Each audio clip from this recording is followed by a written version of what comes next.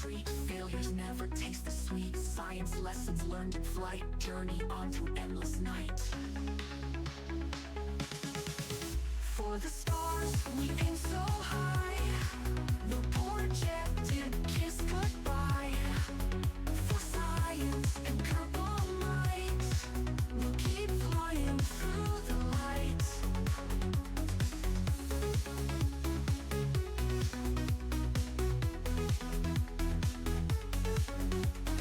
Rocket launch with hope so grand. EJ's got the master plan. Thrusters burn to reach the moon. In his eye you see the tune. Orbit dreams won't be delayed. Lessons learned from missions made. Kerbal Time will forge a path to the stars beyond this path. For the stars, we aim so high. The projected kiss goodbye. For science and purple light, we'll keep flying through the light.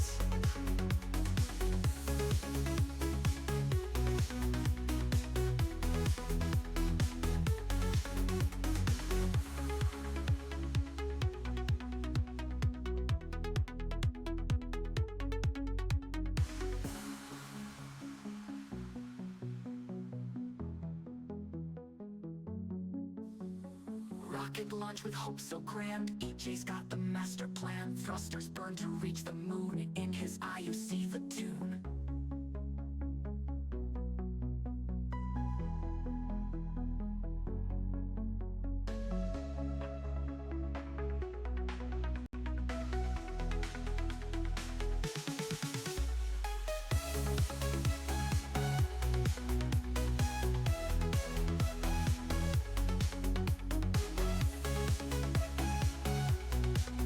Keep flying through the light.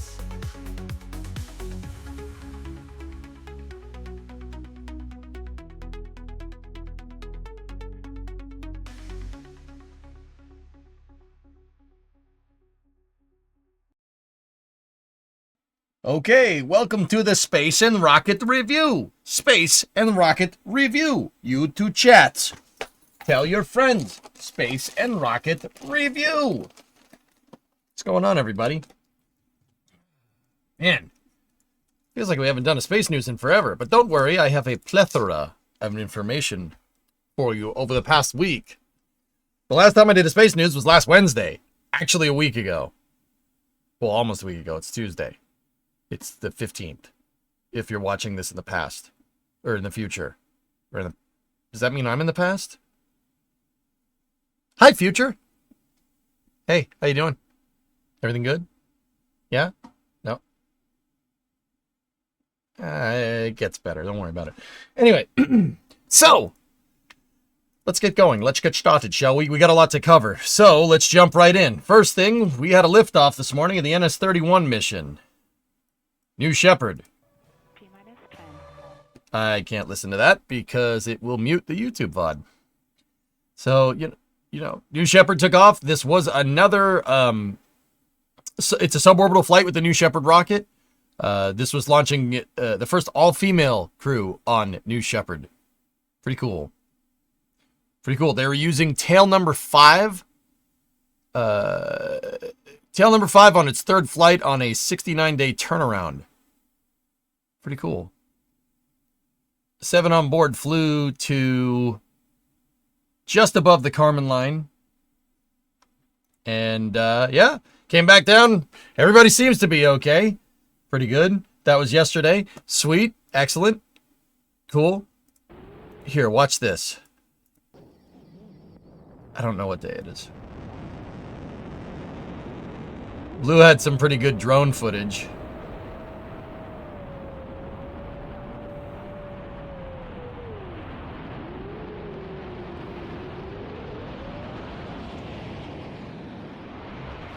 Well, that's pretty neat. Well, that's pretty neat.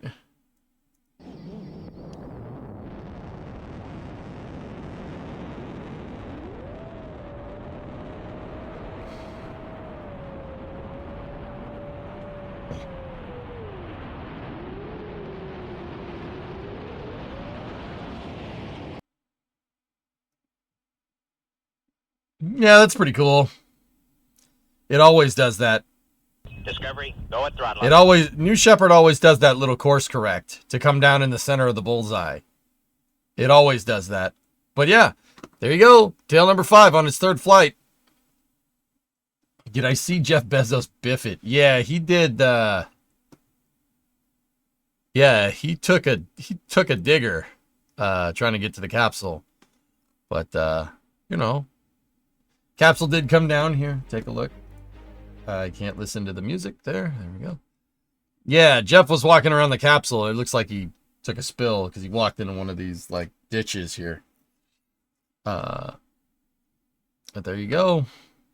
I said it was today. This is yesterday because I don't know what day it is. But there you go. Pretty good.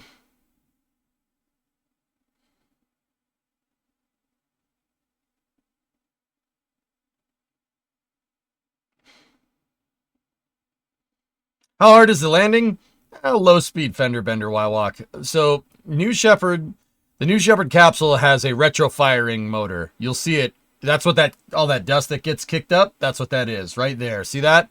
That wasn't just the thump from it hitting. There's a little explosive that blows up at the ground, and it provides for like an absolute split second, like less than a split second, it provides a cushion of air. It's a little airbag, and then it decompresses and you're good to go. That actually slows the capsule enough down for touchdown. Yeah, think of an airbag minus the airbag, basically. It's some yeah, it is some Wile E. Coyote stuff. That's what this is right here.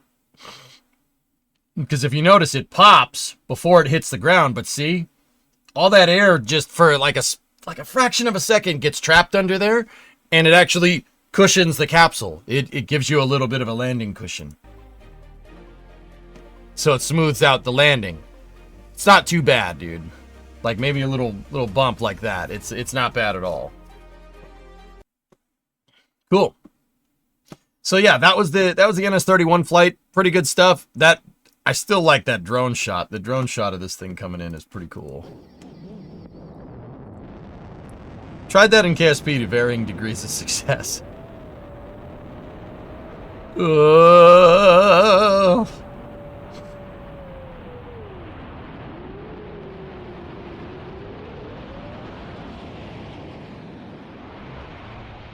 Pretty cool. Pretty cool.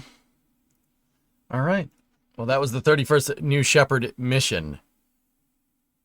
Cool. Now, next, I got some SLS news for you. Little bit of updates here. So check this out. This is coming from NASA EGS. Team Stack Mod 6 onto Mobile Launcher 2. So that's the 6th component to it. This tower module is designed to support the launch vehicle stabilizer mechanism. There you go.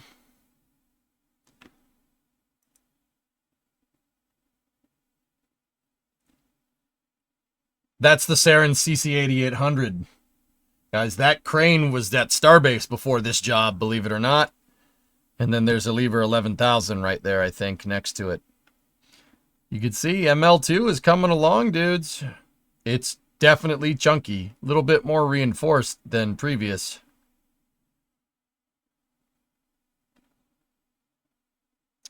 I've also noticed, guys, that they're making this mobile launcher in segments, and the segments have all the conduits and plumbing installed. The conduits don't have any wires, but they are all the trays for all the electronics and whatnot, and the plumbing is made on the ground. They did not make ML1 this way. Yeah, they did not make it that way. Interestingly enough. ML1 they stacked the whole tower, and then they outfitted everything. Yeah. Kind of crazy. There you go.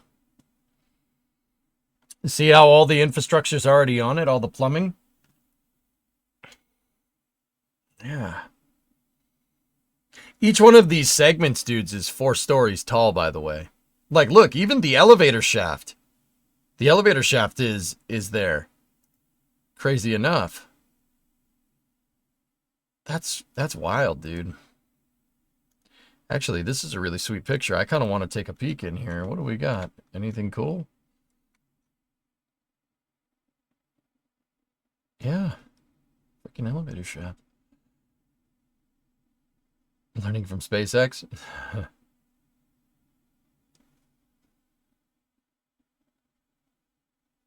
That leaves very little room for errors. Yeah. Guys, you see what I mean about this? This ML is completely... The construction of this mobile launcher is completely different than any ML in the past. This thing has to be lighter and it has to be stronger than every other mobile launcher. Why does it have to be lighter? It has to be lighter because it's launching the heaviest rocket by mass that NASA has ever attempted to launch. SLS Block 1B will be the heaviest thing that has rolled out of Complex 39. So this thing has to move an assembled rocket, the heaviest assembled rocket that NASA's ever made, when the crawlerway has an upper level of how much weight it can take. So not only does it have to move, it has to balance between the maximum amount of weight that can be moved on the crawlerway and the heaviest rocket ever devised. The reason why SLS is so heavy is because of the solid rocket boosters, just in case anybody was wondering. So this thing has to be simultaneously the lightest ML that NASA has ever made, but it's also the most complicated, right? And it has to be the strongest because it has to hold up a heavy freaking rocket. If you look at how this all goes together, how these segments are gone together, they're using cylindrics. Discovery, They're using cylinders instead of the tried and true like I-beams that past mobile launchers have used. This was re-engineered and built in an entirely different way on purpose to be, once again, the lightest and the strongest ML ever devised, which is probably the reason why it ended up costing so much freaking money.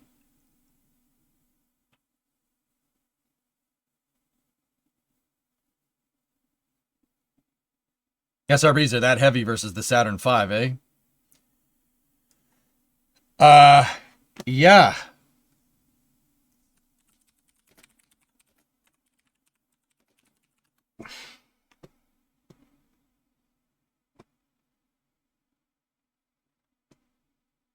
The 5 segments on the space shuttle is 1.3 million pounds. The ones on SLS are heavier. ML, mobile launcher. This thing.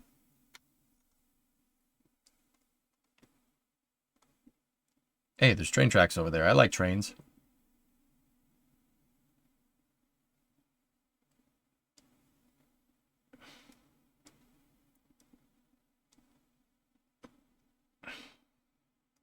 It also has to not tip over into the swap. It's funny, Yannick, that you mentioned that because not a lot of people know that ML1, SLS's current mobile launcher, is actually not up to the task.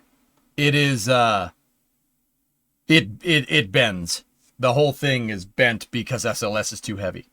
That's what happens when you design a mobile launcher for Ares 1, which is like maybe 1.5 million pounds, right? Actually, probably a little bit more than that, like 2 million pounds, right? And then put a rocket that's 8.8 million pounds on the same launcher and then not reinforce anything. Yeah, that's absolutely what happened. The ML1, SLS's first mobile launcher designed to launch the Block 1 version of SLS, was Ares 1's original launcher. Yeah, a much smaller and much lighter vehicle, which is why they needed to refactor the design for ML2. How do the pressure waves interact with the tubular structure? I-beams can't be overpressurized. Tubes can.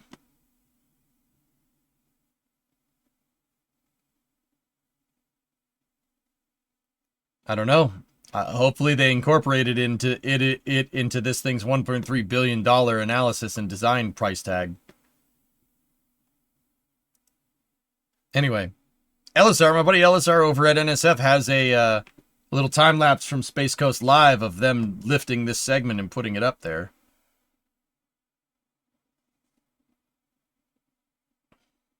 I think they're solid, O10. I think those are If they're not solid steel, they're boxed, or they're enclosed, not boxed. Can't box this.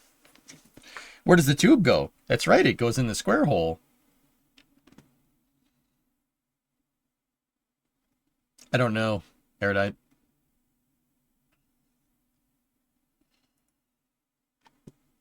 Yeah, there you go. So they have the next segment up. Pretty cool. Now, in the VAB, on the VAB side of things, the Launch Vehicle Stage Adapter, or LVSA, which mates SLS core stage to the upper stage, has been stacked. Can't play that music either.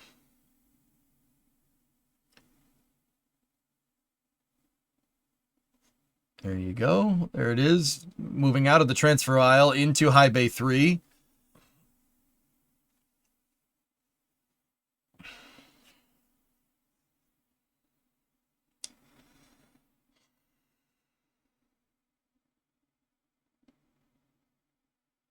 There you go. That's the vehicle staging adapter here. Here's some screenshots of that. Take a look. Pretty freaking cool. So once again, the upper stage rides on top of this thing.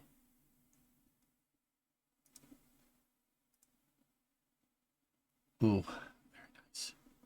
This, of course, is the Artemis II rocket. The rocket that will send people out of low Earth orbit for the first time since 1972. Pretty good. So the LVSA was last week. This week, teams between ULA and NASA have moved what's supposed to go on top of that thing, the interim cryogenic propulsion stage, the ICPS, which has now been an interim stage for SLS for a better part of a decade. Discovery, go at throttle up. Was moved from the Delta Operations Center to the VAB for stacking. Why does it take NASA so long to make SLS? No solid plan, Cosmo, is really the thing. They have a plan, but the plan isn't solid. It's not really bold, and it really doesn't encourage a lot of Discovery, go at throttle up. innovation or punctuality. What do you think of Roscosmos? They exist. That goes on top of the vehicle staging adapter. So the ICPS has two tanks. There's a hydrogen tank here, and then inside there's a smaller diameter liquid oxygen tank that's hanging from the hydrogen tank, and that has the engine attached to it. So the engine is behind this silver piece right here. The engine, the LOX tank are behind it, and the hydrogen tank is what you see. That's why the launch vehicle staging adapter would attach right here and go down on either side right here. And part of this stage would be hanging inside of it. That's the dock, the Delta Operations Center. Will the added weight of the crew and supplies make the heat shield issues worse on Orion? NASA doesn't seem to think so, Rarest. I have my reservations, but we'll see. Yep. So that's cool. That thing was moved. Guys, that's almost all the pieces. The last thing we need, the last thing that goes on top of this is the Orion staging adapter. And then Orion, the European Service Module and Orion. And then the launch abort system, which actually they build as one piece. So the Orion staging adapter, the European Service Module, the boat tail fairing on the ESM, Orion, and the launch abort system are made as one piece. So there's really only one more thing left to stack this rocket once the ICPS is stacked, which is actually super cool. Hey, progress has been made, guys. This SLS was assembled pretty damn quick. When did they start assembling it? January? Hey, you know, people are going to say, 3 months to make one rocket? SpaceX does it in 45 minutes. Yeah, you're absolutely right. I'll take 3 months for NASA, okay? NASA's pace is not, it's clearly not SpaceX's pace, okay? I'll take 3 months, dude. That's good with me. That's lightning fast compared to Artemis 1, you know? I'm good with it. Artemis 1 was like, they stacked that. It took like a year to stack that thing because it was the first time, so they were going really slow. This is a huge improvement over the last time, man. This is a huge improvement. So if we launch more, it'll get better and better every time. Please launch more. Anyway, so yeah, some really actually good news from SLS for a change. The hardware is coming together, dude. Hardware is coming together. I like it, man. I like it. It's awesome. They clearly took their notes well the first time. What a bunch of nerds. Bunch of nerds, am I right? Don't the SRBs have a shelf life?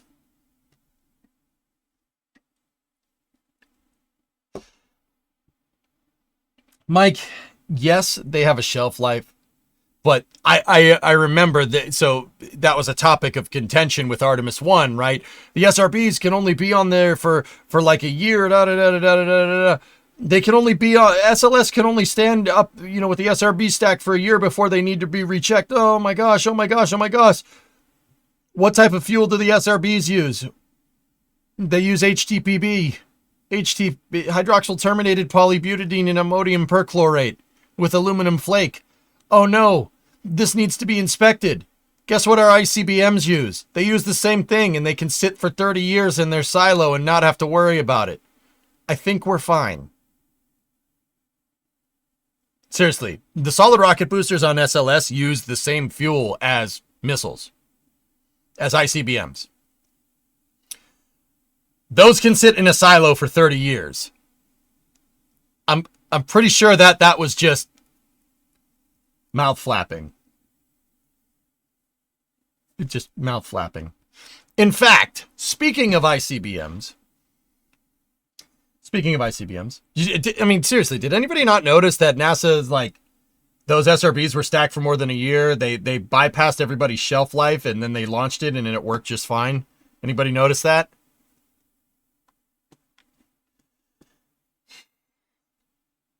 So, speaking of ICBMs, check this out. We have an update from the National Reconnaissance Office and the Space Systems Command. They're scheduled to launch NROL 174 on a Minotaur 4 rocket from Vandenberg Space Force Base. This will be the first Minotaur 4 to launch from Vandenberg since 2011. Yeah. So, Minotaur 4, guys, is an ICBM with a payload on the top instead of another payload on the top. It's a missile that they just put a satellite on top of instead.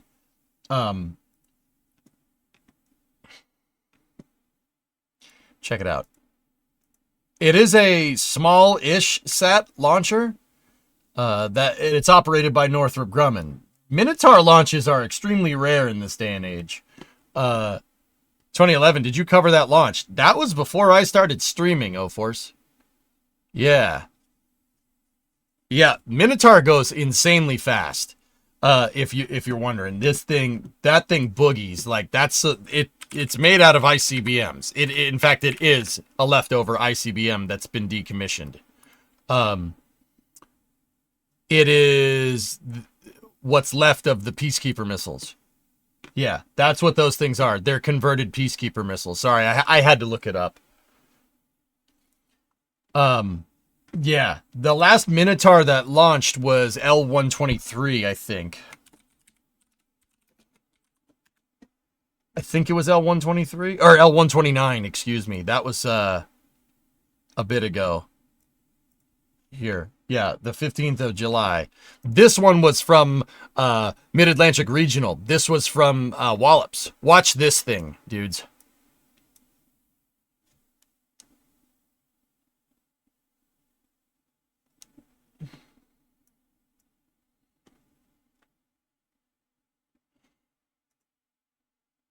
Carrying classified payload for the National Peacekeeper ICBMs and a commercial solid. Now watch this. Okay, now watch this launch.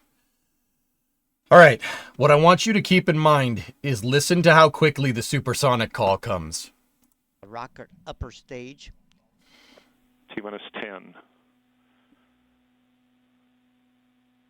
T-minus 5, 4, 3, 2, 1, ignition. Bye-bye.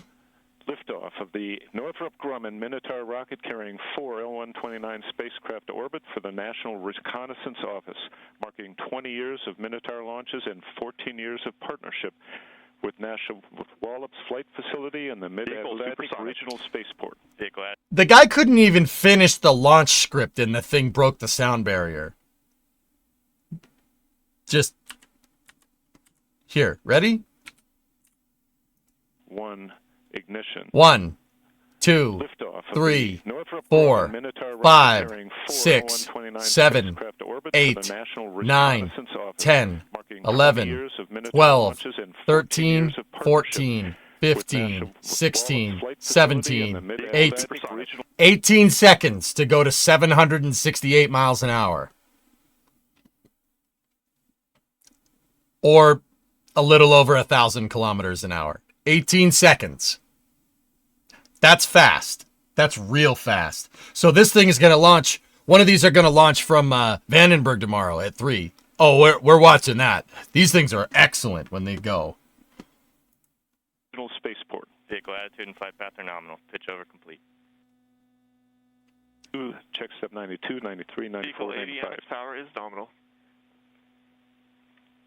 Passing Mach 2. Yeah, right, Lava? The pitch over was like, you know? T plus 36 seconds. Entering max Q. Attitude nominal. Passing Mach 3 at maximum stage 1 thrust of over 5,000 pounds. Man, that thing hauls, dude. That's fast, dude. Passing Mach 4, vehicles Oh, Mach 4 in about a minute? Okay, all right. mass. Cooling off. Stage 2 ignition. Stage 2 motor pressure is nominal. Just staging at Mach 5, whatever.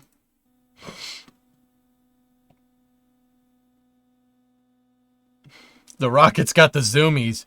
Vehicle So, like I said, if it goes tomorrow, you guys are in for a treat. 3, This thing is 2, cool, man. 1, ignition. Bye-bye. Liftoff of the Northrop Grumman Minotaur 30-year-old ICBM technology right there. rocket carrying 4 L-129 spacecraft to orbit for the National Reconnaissance Office. Dude, that thing is so fast. Oh, man. Is it a quarter mile fast? I'm pretty sure this could do a quarter mile like as fast as a top fuel dragster. I'm pretty sure. I'm pretty sure. Are we showing off? Well, the mission is a National Reconnaissance Office. An NRO mission. So, I don't know. The last mission, L-129, had 4 satellites on board. I don't know what L-74, L-174 is doing. Like, I don't know what's going on there. So, get Clay. Yeah, get Clay Milliken out. Yeah, I mean, he might be able to go faster. Maybe.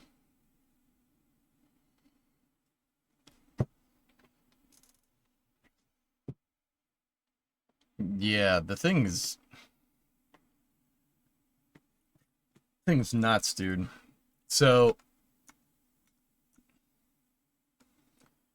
the Minotaur 4 family is derived from the LGM-118 Peacekeeper ICBM deployed from 85 to 2005. Minotaur 4 utilizes decommissioned Peacekeeper solid rocket motors, which comprise the first 3 stages in all Minotaur 4 rockets and derivatives. This relatively simple architecture allows Minotaur to be launched anywhere in the U.S. through the use of mobile launch facilities for when everybody's hungry. Although this capacity has never been needed. Right. Right. Right. Is that the latest and greatest in U.S. ICBMs? No, about 40-year-old ICBM tech. Yeah, about 40. Yeah, Peacekeeper's old. That's old. That's old news. Peacekeeper's from the 80s.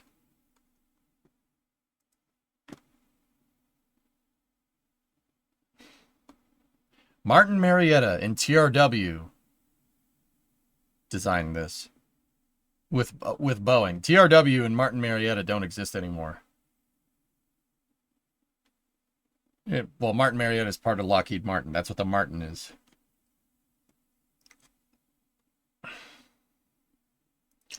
Oh, sweet Jesus.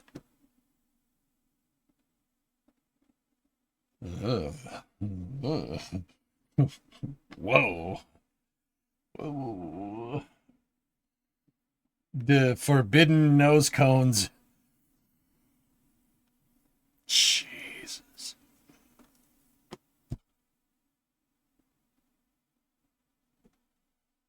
One of those things could kill every single person in my state. Yeah, I don't like that. Yeah, that's a lot of power. That's a lot of power. Like one of those things could turn my state into a crater. Yeah, I don't want that. Yeah, it's some canned heat right there. Have you seen the new Endeavor exhibit? Yeah, Blue Benji. I saw it vertical before they built the building around it. Last time I was in California. Why was there a toilet paper roll on one of them?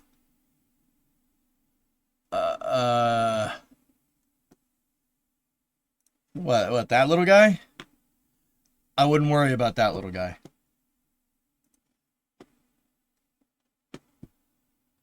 You know what the first target is, Pay Boss.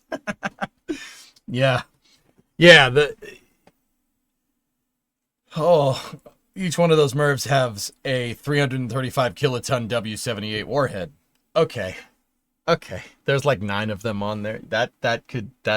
Yeah, let's just keep that canned heat in the can, right? You telling me not to worry is something I wasn't thinking about. Yeah, don't worry about it. It's good. It's good. Yeah. Yeah, those are a thing. Those are things that exist.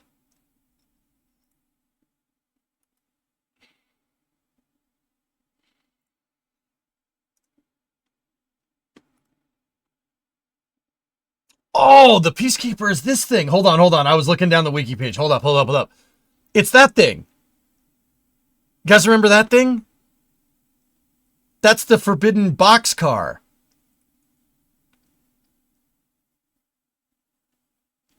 I like trains.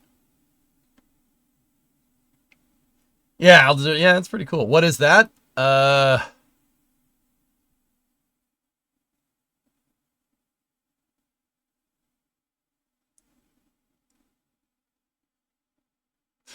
It's the forbidden boxcar. It's funny because they made it look like they made it look like a reefer car. But the dead giveaway is that it has 4 bogies, so it's carrying something super freaking heavy. I don't know, like solid rocket fuel. Look at the weight. Look at the loading weight. 245,000 pounds. Gee, I wonder what's going in that. Yeah. Yeah, the railroad garrison car. It's a launch pad. That is a ICBM launch pad built into a railroad car. The train where you get near and the guard tells you to go away. Yeah. The Peacekeeper could do that. Yeah. Dude, look, there's a flame trench built into the back of the boxcar. Those are words I never thought would come out of my mouth.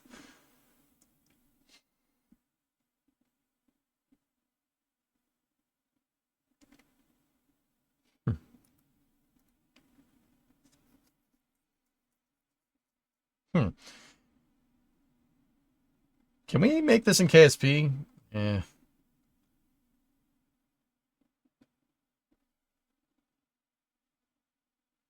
Oh, they canceled it after the Cold War. Oh, that's lame.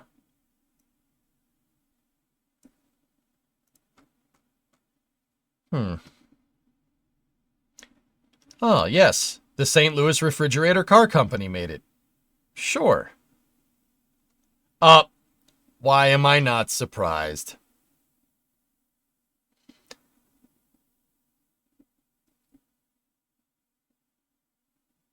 And they were often mixed with standard rail traffic consists. Yeah, of course. Of course Rockwell made this. Of course Rockwell made it. That's how you know it's good. Of course. Somebody needs to tell them it's Cold War 2.0. How do you know we don't have that already? Dude, the best defense, hiding in plain sight, especially when it comes to that kind of stuff. That's the best kind.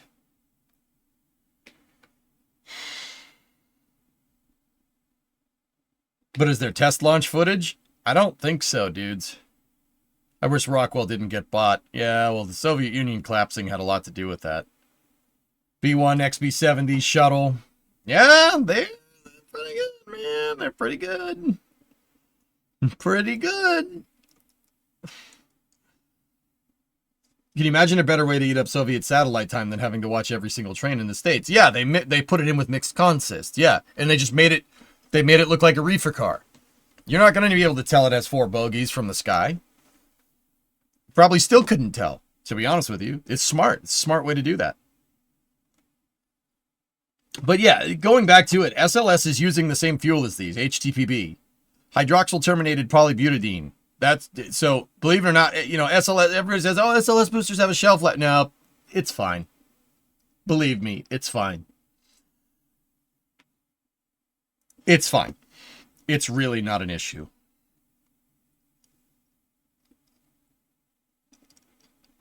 Rockwell was like the skunk works of rockets. Yeah. Can I post a link to the test of the train? Sure. Dude, I love the Cold War DoD stuff. They came up with the coolest things. It's like, all right. Like, that's what's up. Okay, that's what's up. Like, it always is cool, like, hide in plain sight stuff. We can't listen to that.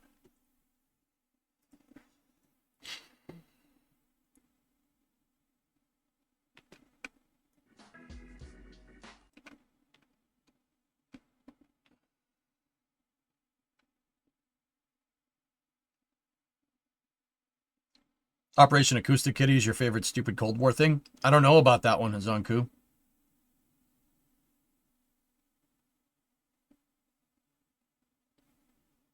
My favorite's Project Azorian, just because Azorian is just...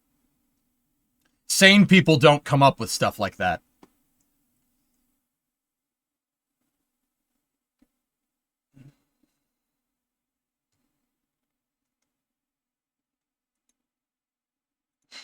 Bob, yeah, maybe. Oh, sick! What are those, GP-38s?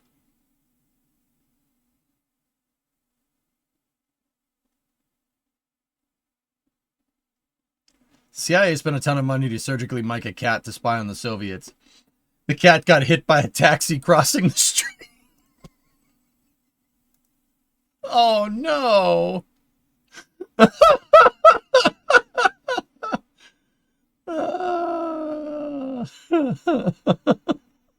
Not funny, but it is.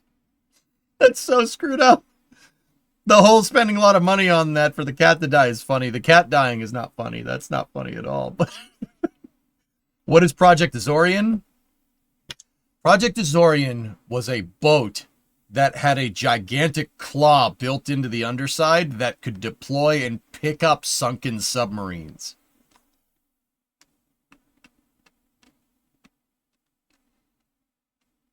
Didn't even get a sumptuous award. Oh, no. Okay. Holy shnikes. Holy shnikes. Whoa! Whoa! Whoa! Bro! That's crazy. Oh my goodness. What the heck? What is this? What is this? Is it on? What is that?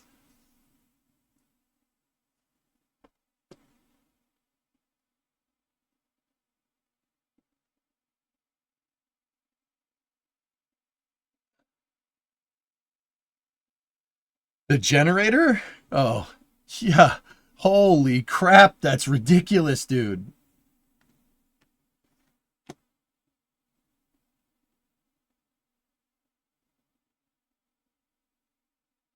That's actually super impressive. Dude, there's rails inside of your railroad car. What's up, dog? We heard you like trains, so we put a train inside of your train car so you can launch rockets while you train.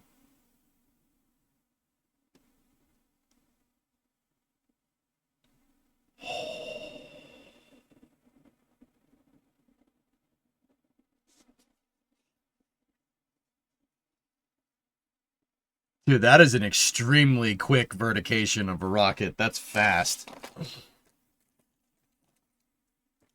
Lots of smoke from a generator. Make it in KSP.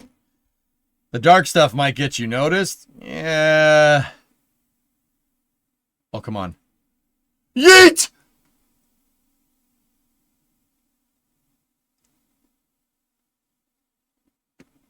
Oh, they didn't launch one from it? They didn't launch it? Oh! Oh, come on! Yeet! Oh! Oh! Oh! It was right there! Come on! No!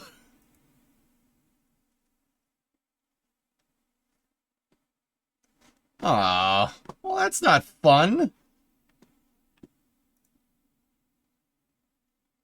I think that was just a mass simulator.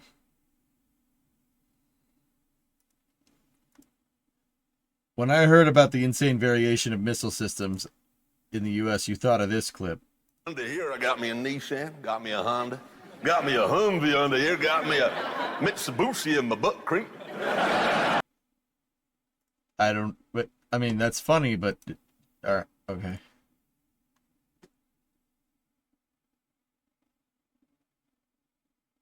Mitsubishi, the Mitsubishi. Yeah, that's okay. We are now moving on to the next bit of news. NASA's Launch Services Program has moved the habitation and logistics outpost for the Gateway. It was on the move from Thales Alenia in Italy. The pressure vessel for the Halo outpost has been made. And it is being integrated with Gateway's power and propulsion element at Kennedy Space Center in Florida. It will undergo final outfitting at Northrop Grumman's Gilbert facility. Okay, so it's going to Arizona first, and then it's going down to the Cape. So apparently it may have used a pneumatic charge to kick it free of its launch silo. Yeah, what do you think the generator's for? The generator's building up pneumatic pressure inside the tube. You wouldn't want to keep that thing pressurized driving around, Creation. What if it leaks and then it doesn't work? Don't do that. It's like how you shouldn't just have compressed air in your air compressor. You should decompress every time so you don't get water inside. It's all about the tubes, dude.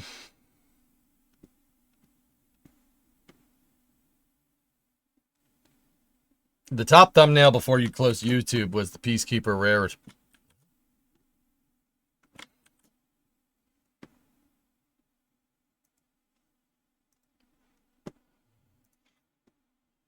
Oh, yonks.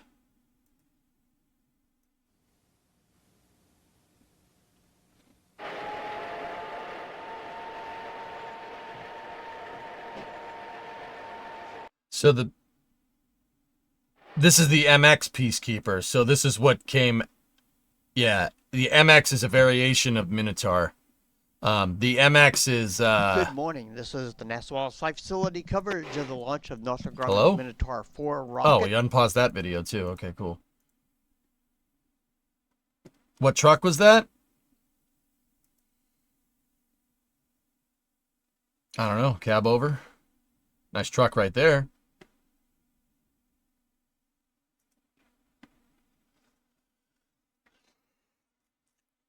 Yeah, the MX Peacekeeper is like yeah, that was the last like crazy variation of missile before the Cold War ended. MX was nuts, dude. Like B2 levels of ridiculousness. Watch. I love trucks, Frank Cam. Love them.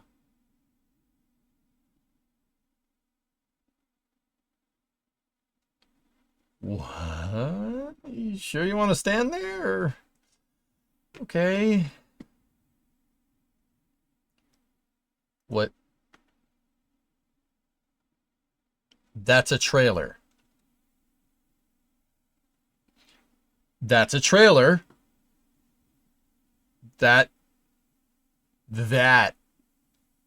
is a trailer. It has landing gear on it. That is a trailer. Oh boy. Oh boy. All right, I just want to see the good stuff. Let me see the good stuff. Where's the good stuff?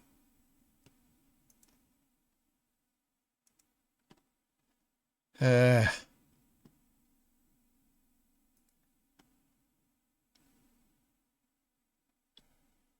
that's a way to keep your missiles moving. Oh. Oh, nice cab over. Hell yeah. Look at that thing. What is that, Kenworth?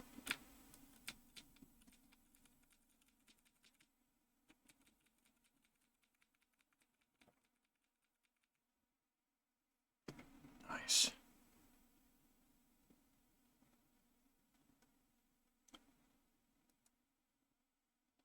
Yeah, that's it. There it goes. Damn, that's nuts.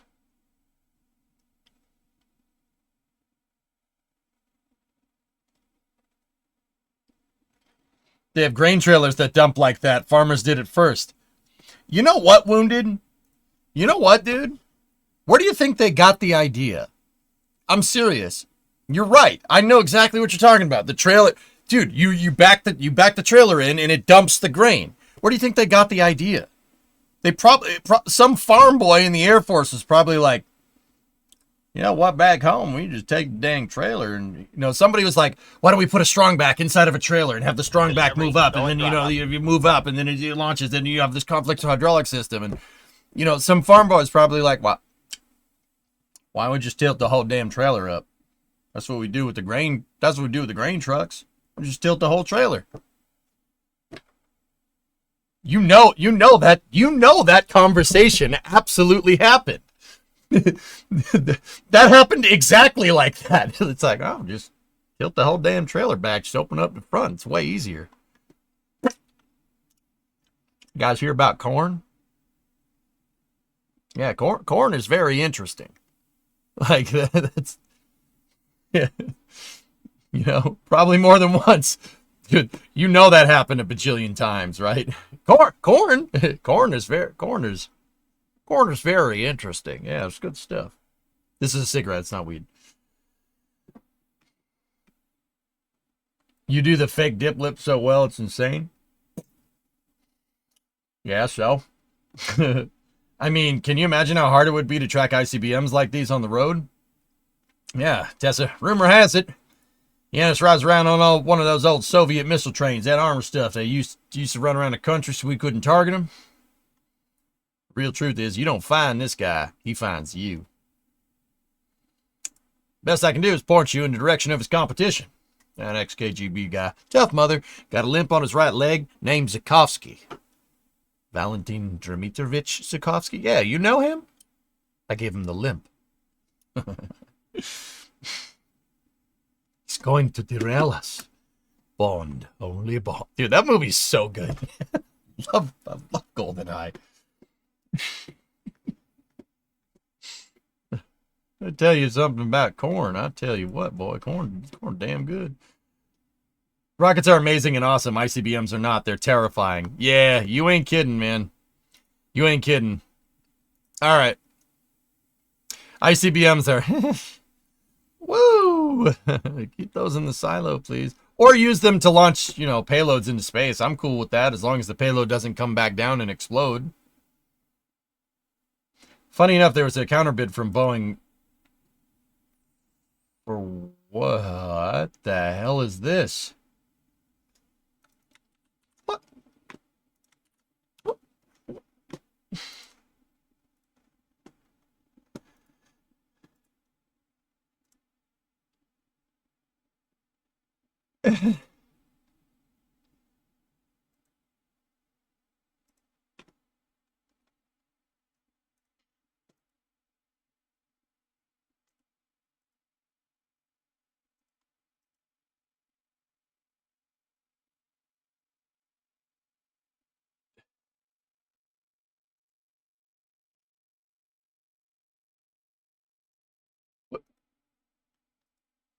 That's an LCAC with a missile tube attached to it.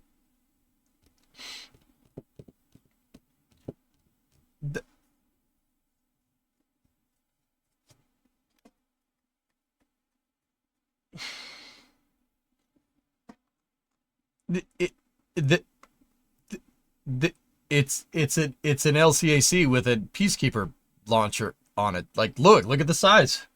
That. All right. Yeah, I mean, okay.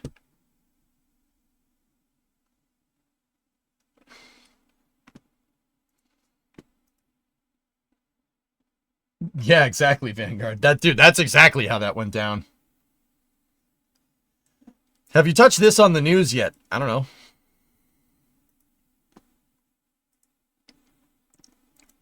I have that in here, CMAC. Yeah, that's in here. This is the deployment mode.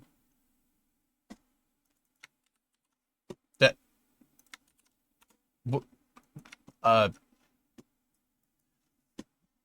what the why it is an LCAC. It was the exact right dimensions. I was taking a guess, but yep. Okay. Why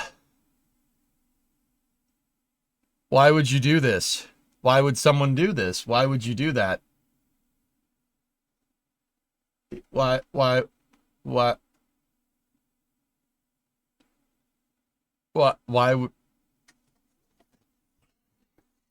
why not?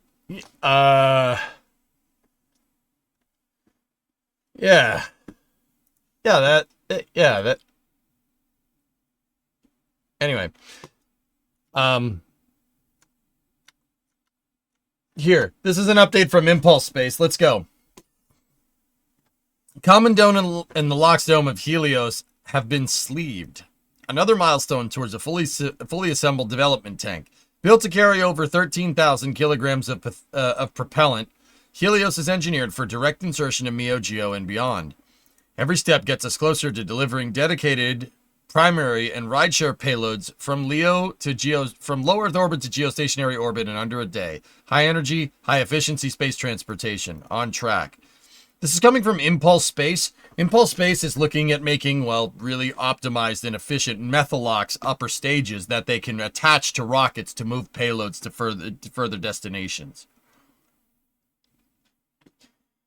Impulse Space was started by a guy named Tom Mueller. Tom Mueller is like an original SpaceX employee, and he designed the Merlin engines that Falcon uses. And Kestrel, and Draco, and Super Draco, and Raptor. He left to start Impulse Space.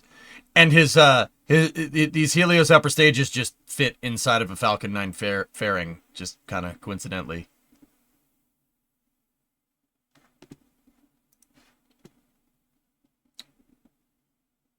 By Methalox, hydrogen superiority.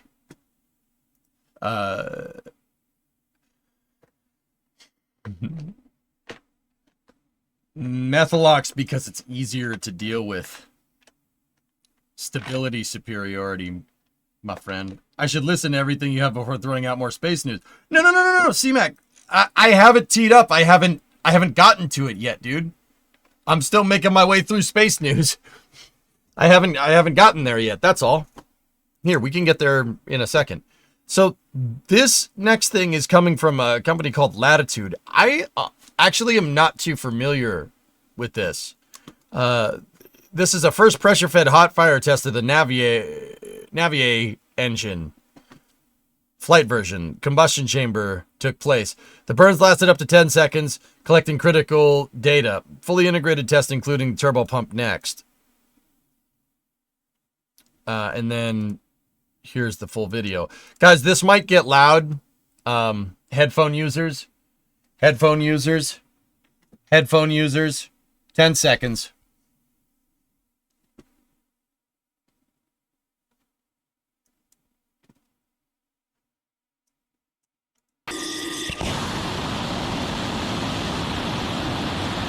Nice.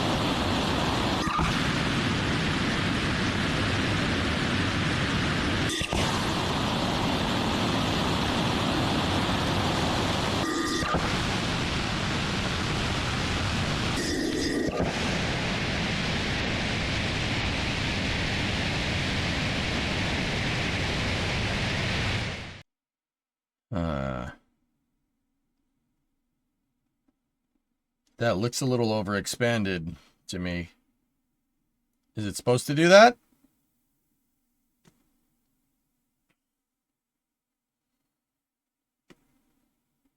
A rocket in a box?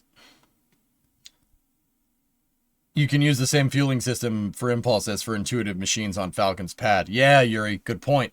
I don't think that was an accident.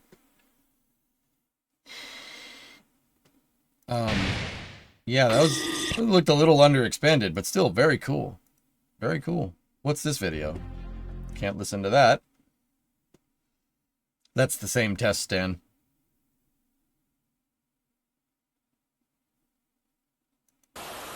Why did you keep the service gantry in place?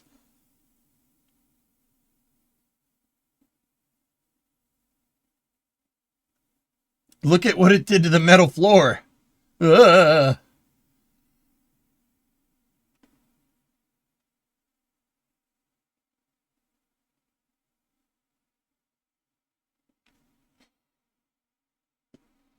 Yikes.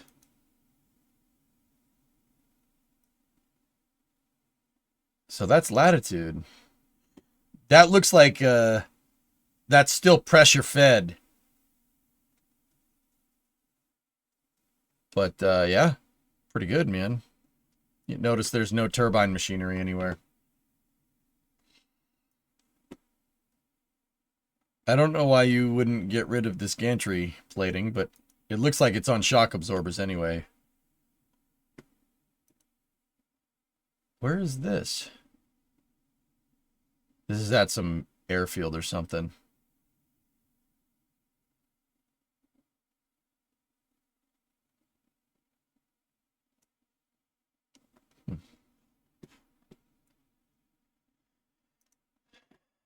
Is that black exhaust in the flame the same as the bits on the shuttle engine?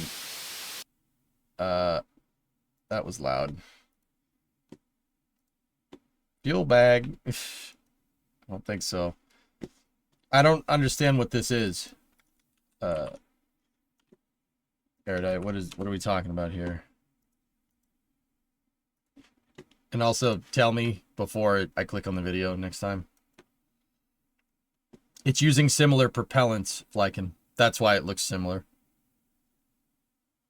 Ooh.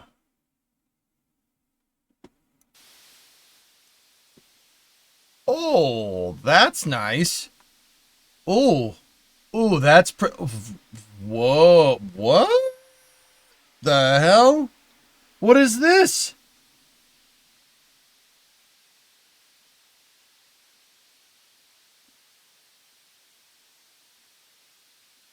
That's impressive, dude.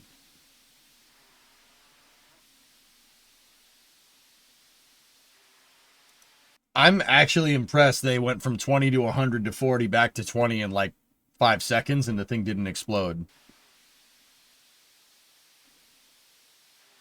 Oh, oh, oh, oh, oh, oh, that's pretty good, man. Oh,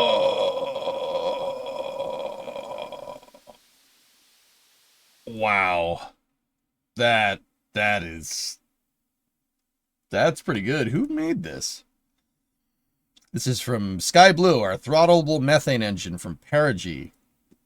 Ooh, Simon Fordham. I gotta finish watching that. Look at how defined that cone is. Yeah, it's all good, Erudite. Don't worry about it.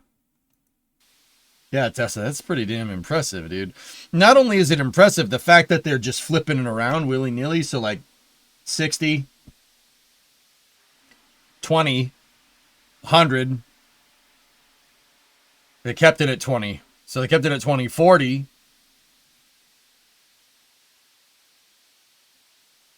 $100.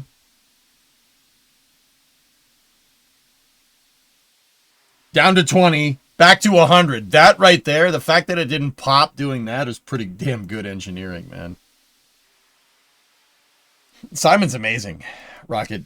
Somebody told me, Hawksilicious in chat told me about him about a week ago. And yeah, that F-100. Mint. Hurst equipped, baby. It's a South Korean company founded in 2018. Yuri, that's pretty dang impressive right here, man.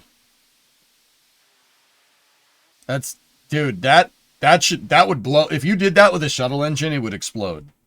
Like, absolutely explode. Heck, if you did that with a Raptor, maybe a Raptor could do that, but there's not many engines that can do that out there.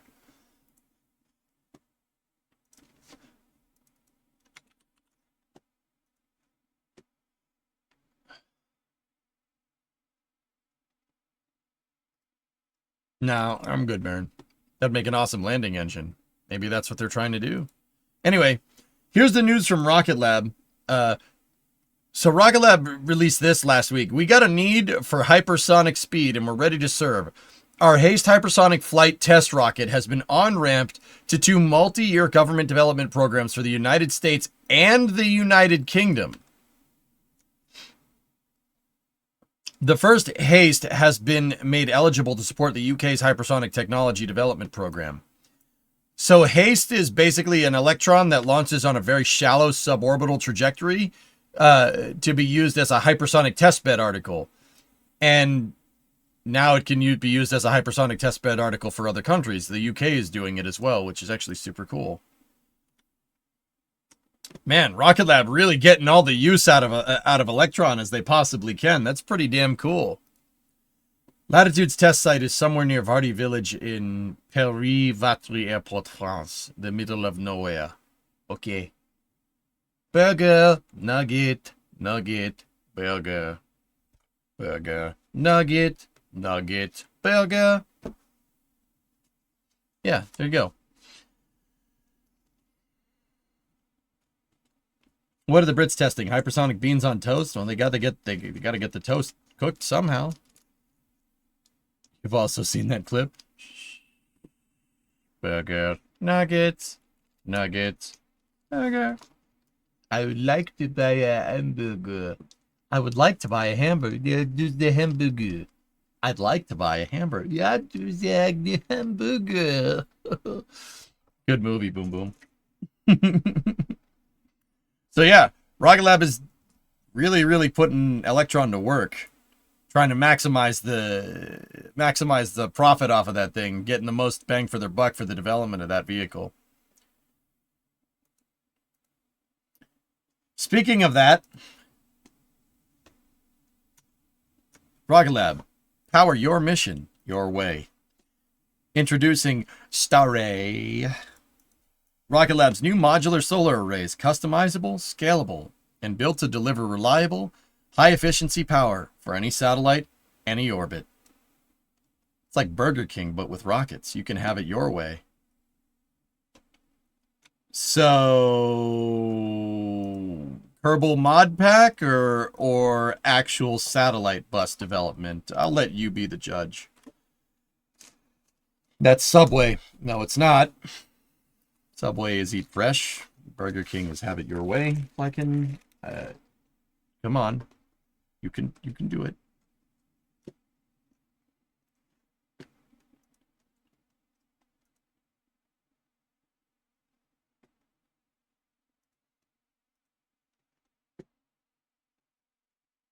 -3 points for Fleikendor. That's cool, dude. Modular expandable solar arrays. That's actually pretty sick, dude. Man, Rocket Lab is very much becoming like... I don't even know, dude. Like, what is a good analogy in the real world here? They just make all the nuts and bolts for the rocket. They make satellites, they make control moment gyros, they make solar panels, they make avionics packages, they make landing legs, they make all the parts. They don't actually make the vehicle. The Rocket Lab KSP mod pack will arrive at the same time as the ULA mod pack.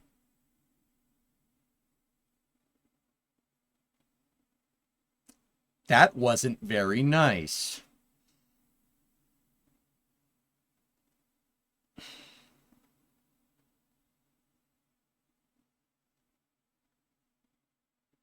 I can leave.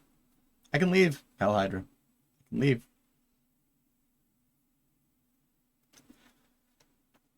Can I buy it and install it in your home? I don't know, man. Maybe.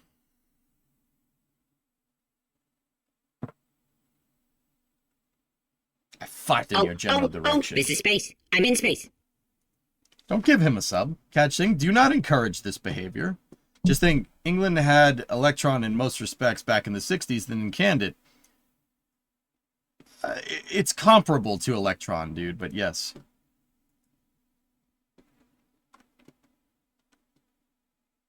Yeah, Black Arrow. I mean, you guys... I don't know what you were doing with that. Also, whoever linked the car with the Axiom Space logo on it, pretty cool. Cool.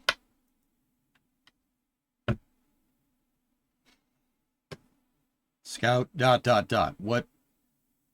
about it? What about Scout? What does Scout have to do with any of this? I'm confused. Only nation to get to space and decide it wasn't worth it. Yeah, that reads. Well, that reads for you lot. That reads very well for you lot. American Electron.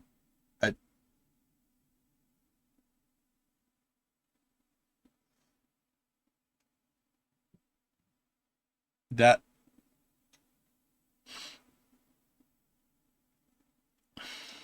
Okay. All right, Seacracken, you figured it out. EJ, where would I install a control moment gyro if you had one? On a go-kart, dude. Yuri, they have those under the, over there? You know what a go-kart is?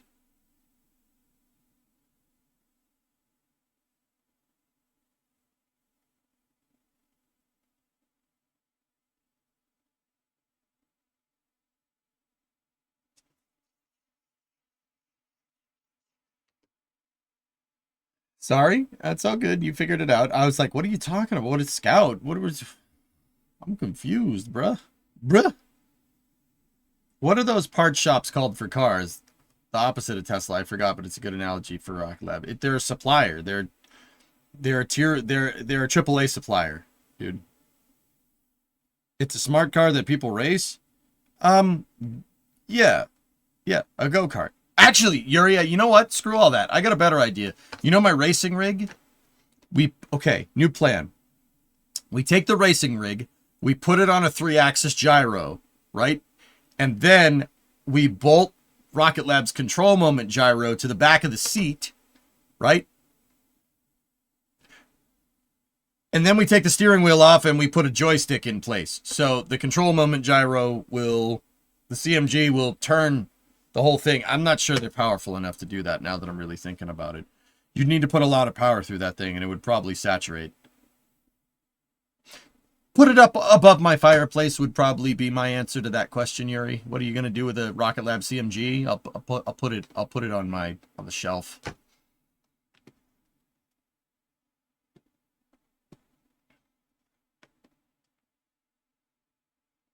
I think I raced a go-kart even here. I'm not good at it though. Yeah, that'd be pretty cool though. Hey, you're in your racing rig right now. All right, man. How about now? You want a picture of my racing rig? It's behind the flight director's desk.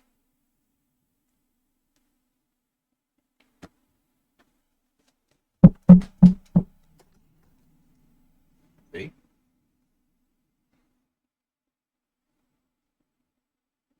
Complete with actual car seat. And the car seat is red. You know why? Because that adds horsepower. Obviously. It adds horsepower that way. It's red. And it's from a Supra. Is that a Supra? Yeah. It's from a Supra. Yeah. Super seat. How about now? Timing's 180 out. How about now? Yeah, it's red. It goes faster. Obviously, the box said 10 horsepower. Is that a Supra? Yeah. Did it cost $5K? No, I got the seat for free, believe it or not. 95 or 97 Supra. That is from a 1982 Supra. So it's a Mark II. It would be from a Mark II.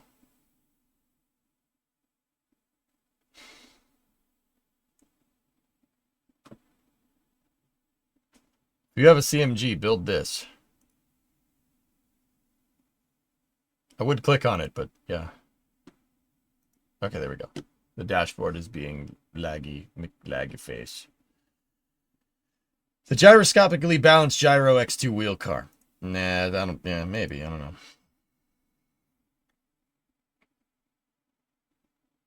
Ah, perhaps the best Supra. You once had an 87 Altitude. Nice.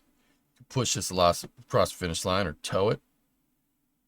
Red goes faster. As a Warhammer player, I could say it indeed goes faster. Yeah, of course. All right.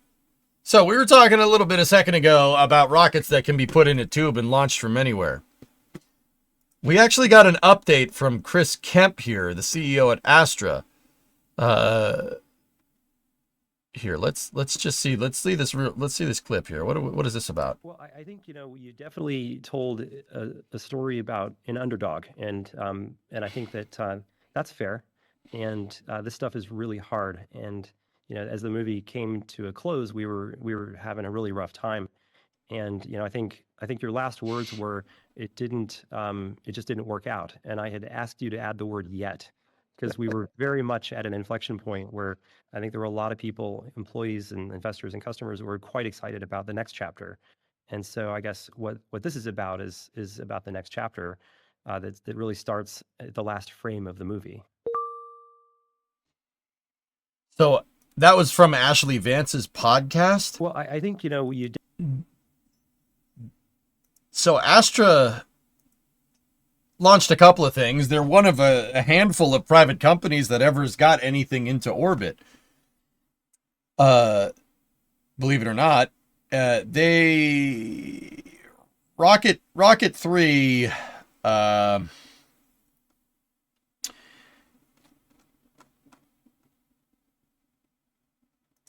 Rocket 3 worked a little bit, and then it didn't work. So Astra actually pivoted to working on a new rocket called Rocket 4, and they've been working on it ever since. They made a very, very big pivot from building Rocket 3, which is basically like a civilian vehicle that could be launched from anywhere. You could fit Rocket 3 in its launch pad inside of a trailer. To building Rocket 4, which is a little bit bigger than being able to fit inside of a trailer. There's a picture of it from a little while back. So here's the timestamps. Astra's journey in current state. The company was in peril. We didn't even know if Astra would be around. But it is, and we have news about what Astra is doing and where it's heading. And Chris, as ever, was a fantastic sport and addressed all of my difficult and head-on questions. So that's Ashley Vance right there. Ashley Vance is a writer that writes a lot about different events in the spaceflight industry. He wrote one of Elon Musk's bios, like the first Elon Musk biography. He wrote it, so he's got his finger on the pulse in spaceflight. So you're gonna enjoy the show as ever. Our plans for world domination are not yet complete, so please go to your favorite podcast app and give us a likey thing or a review, and go to our YouTube channel, Core Memory. We have new episodes of our TV show together. We did a book. The movie, I think, did very well on HBO, but I seem to get this crazy number of emails from people who see it on United. I had no idea that people watch as many movies on United. Huh. All right, I'll have to pick through this and find all the right information because it's not time-stamped correctly. It ain't time-stamped correctly, but interesting. So Astra is very much not dead, which is kind of crazy to me considering what happened. I don't know if you guys have seen what happened to Rocket 3.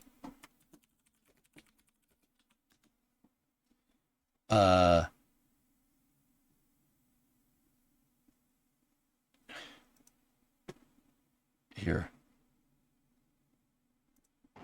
Our next objective is... All right, watch. On 8, 7, 6, 5, 4, 3, 2, 1. Ignition.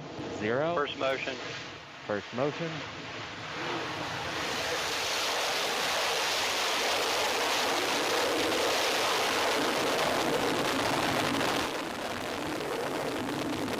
You guys should see the clip. Thank you, Aerodite. I was waiting for somebody to link it. Here, watch my reaction to this. This is funny, dude. 5, 4, 3. All right, 2, all right. 1. All right, watch this. Ready? Here, I'll get over here so you guys can see. You guys can see EJ's reaction to this. 5, 4, 3, 2, 1. Ignition. 0. First motion. First motion. Oh shit! Well.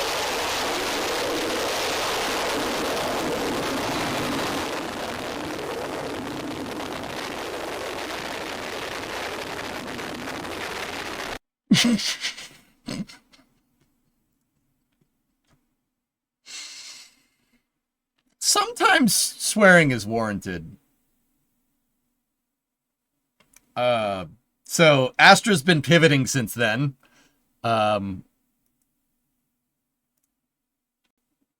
They've been pivoting.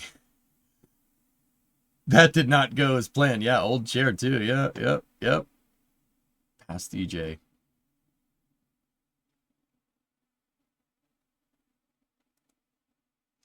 What is this?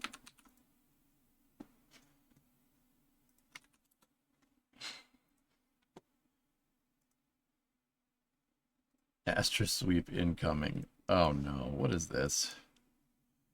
Damn, your girl so fine, but her breath is like.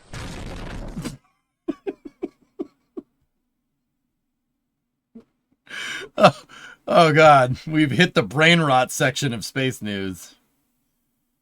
When I hit the 3, I hit the. Damn, your girl so fine, but her breath is like. So bad, dude. It's so bad. Get it off the screen, man. Get it off the screen. Get it off the screen. I didn't replace the chair. Marcus is my shop chair now, which we will be using sooner rather than later. Dude, it just be like, which we will be using sooner rather than later for this.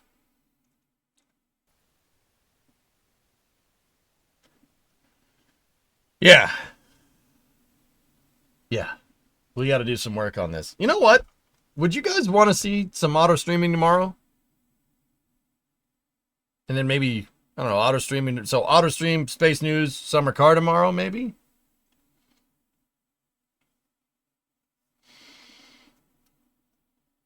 Yeah. All right. Cool. We'll do a walk around of the Coronet tomorrow, and we'll see what we need to fix. There's some gore. The car looks a lot nicer than it actually is. So we'll, take some things apart, assess the damage. There's a launch at 3:30. Oh, that's right.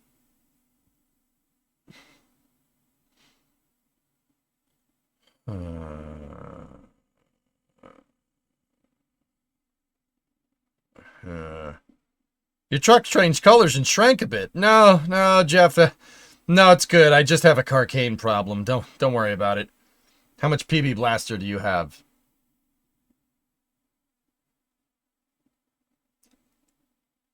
Yeah, that's a good point, Rocket Science. That's a good point.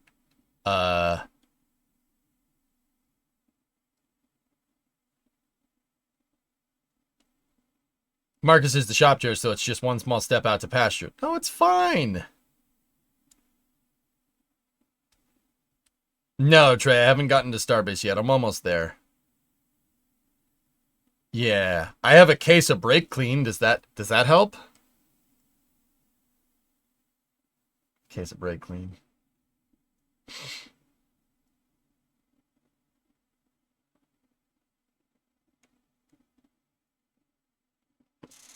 Is MSC a good idea the night before the big Firefly launch?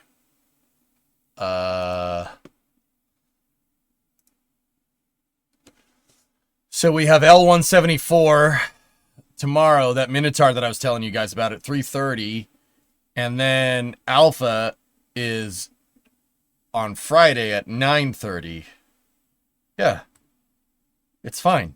It's Friday. You mean everything cleaner. So MSC tonight. No, MSC on Wednesday. Discovery, go and throttle up. New chair, nice. Yeah, Wizard. Yep. Yeah, we can I'm trying to think how this is all gonna fit together. What's the greatest comeback, Firefly or Astra? Astra hasn't came back yet. Firefly is, I'd say Blue Ghost is a pretty good comeback for on. Astra started a pattern that I've been noticing in the industry. An aerospace company says we're going to reach orbit with this ambitious rocket design. They go public with SPAC merge. They try, they fail. At the same time, they start an on-orbit servicing division, making SATs, buses, ion engines to make themselves too big to fail. Astra did it. Terran Orbital did it, and now Spin Launch is doing it.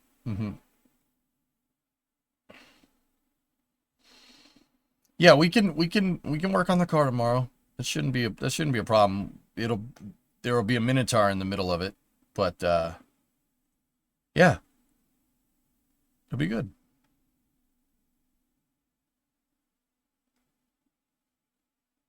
That's really a bad time for that, though. Maybe we should work on the car on Thursday. But I wanted to tag team my summer car with my summer car, you know what I mean? Maybe we do early space news tomorrow. We do space news to the Minotaur launch, then work on the car, and then play summer car.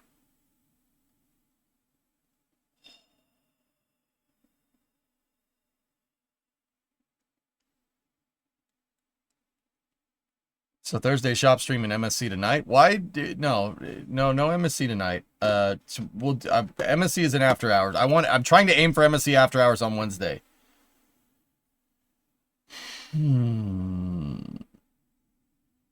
It's Good Friday, Pat? Oh, every Friday is good.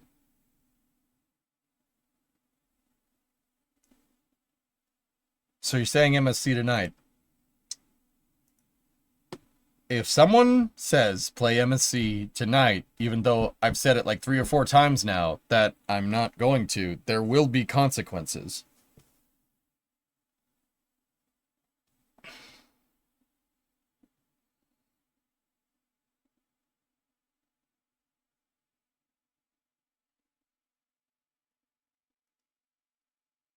MSC tonight would be pretty cool, though. Not gonna lie, just saying. Fine, no MSC tomorrow. Sorry.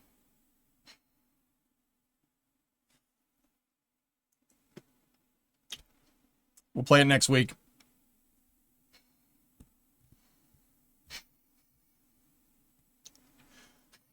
You would be the one that does that.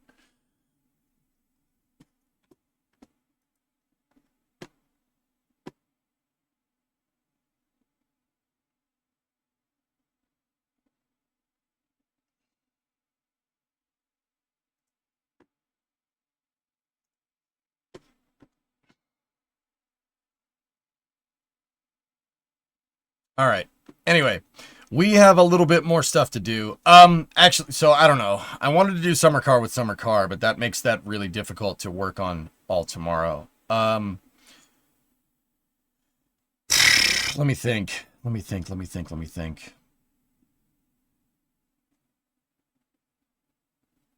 trying to think how we could tally that all together. I'll think of something, guys. I want to work on the car tomorrow, and then I want to cover the Minotaur launch, but I also want to play summer car, and I want to get space news. I'll figure out how to kind of piece it all together. So we'll think about it. Wendy, you can expect to pay around 44 grand for a 1970 Coronet RT in good condition with average spec.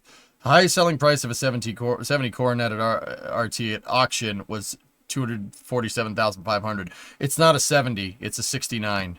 But yeah, I know. I don't feel like paying 45 grand for a 2-door Coronet, so I paid $1,400 for a 4-door Coronet. that does actually the same thing, but it has 2 more doors. That's the difference in price between a 4-door Coronet and a 2-door Coronet. To me, to be 100% honest with you, I do not care if it has 4 doors. It's a 69 B-body Chrysler. I don't care. I'm not paying 40 G's for a 2-door version. Nah, I'm good. I'm good. Anyway, moving on. More space news. We'll find a way to balance it all tomorrow. Basically, there's a couple of things we got to do. We got to mess with the brakes tomorrow, or at least figure out the state of the brakes so I can actually move that car, because right now it has no brakes. The engine runs pretty decently, but it has no brakes. There's a broken brake line somewhere. So what I want to do, what I think we'll do tomorrow is I will once over the car before the Minotaur launch. And then on the other side of the Minotaur launch, we will figure out what's going on with the brakes. And then we'll do space news and then summer car. Tomorrow's going to be fun. Going to be a fun schedule. Rocket launches, summer cars, space news, more summer cars. It'll be good. I need to talk number with you about the thing. Okay. You know, I'm in a good mood. There were a couple of articles here from Jeff Faust about the statement from co-chairs of the Congressional Planetary Science Caucus includes some of the first criticism I have seen about the proposed NASA science budget cuts from a Republican member, Don Bacon of Nebraska. Yeah, Congress doesn't like it when you try to gut NASA. That's the moral of that story. I don't think it's going to happen for what it's worth. We've discussed that in detail on a flame trench last week. So I've decided I'm not discussing that. Here, look at this instead. This is coming from the glorious Yak. What do you think about a 56 Coronet? If you pay 20 grand for a 56 Coronet, Baron, I'm kicking you in the face in Minecraft.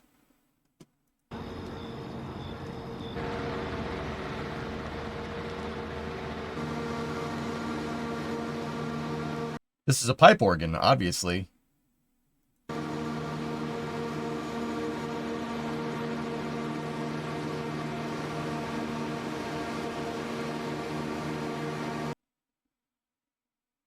So, what you have been saying, just cool, just going to believe in EJ. What do you mean, Trey? Oh. So that is one of the buckets for Pad B at Starbase.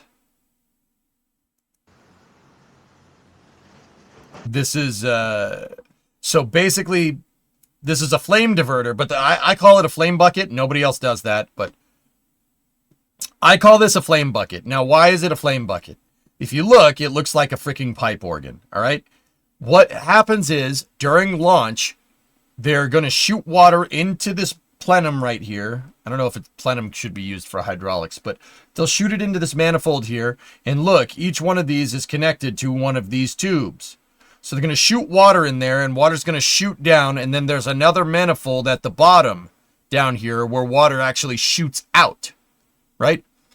This basically makes your flame diverter regeneratively cooled. I call that a flame bucket.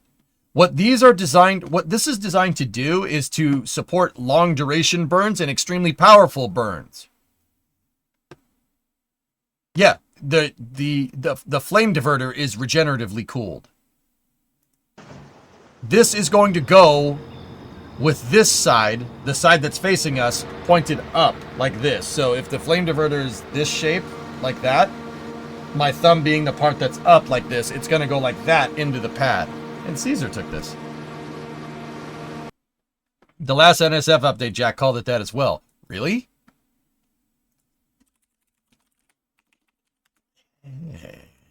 Starbase update.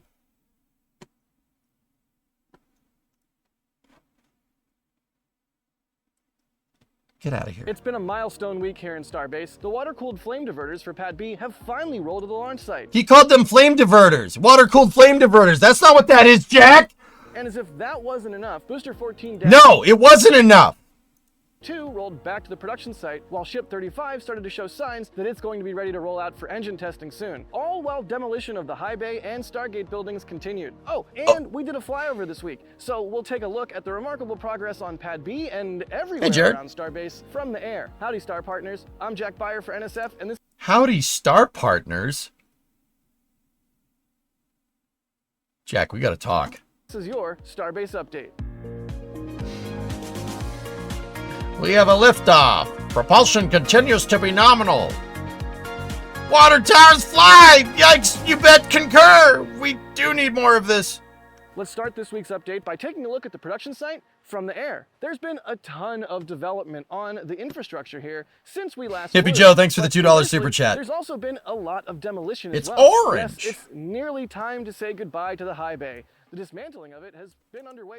Do you have any idea why those holes on the high bay? Let me see. We've seen SpaceX remove the upper layer of the building completely, as well as the massive bridge crane structure at the top of it. The nighttime views of sparks raining down as they chop up the structure have been truly beautiful, even though they're bittersweet because they herald the end of this venerable structure. As you can see from the air, basically everything at the top is completely gone and removed. Don't fret though, you can also see the giant amount of room that SpaceX is now freeing up with this change. This huge footprint will become the new Gigabay that is going to be built here. Part of that footprint is the Stargate building next to the old high bay. This building was opened in March of 2019, and its name is an acronym for Spacecraft Tracking and Astronomical Research into Gigahertz Astrophysical Transient Emission.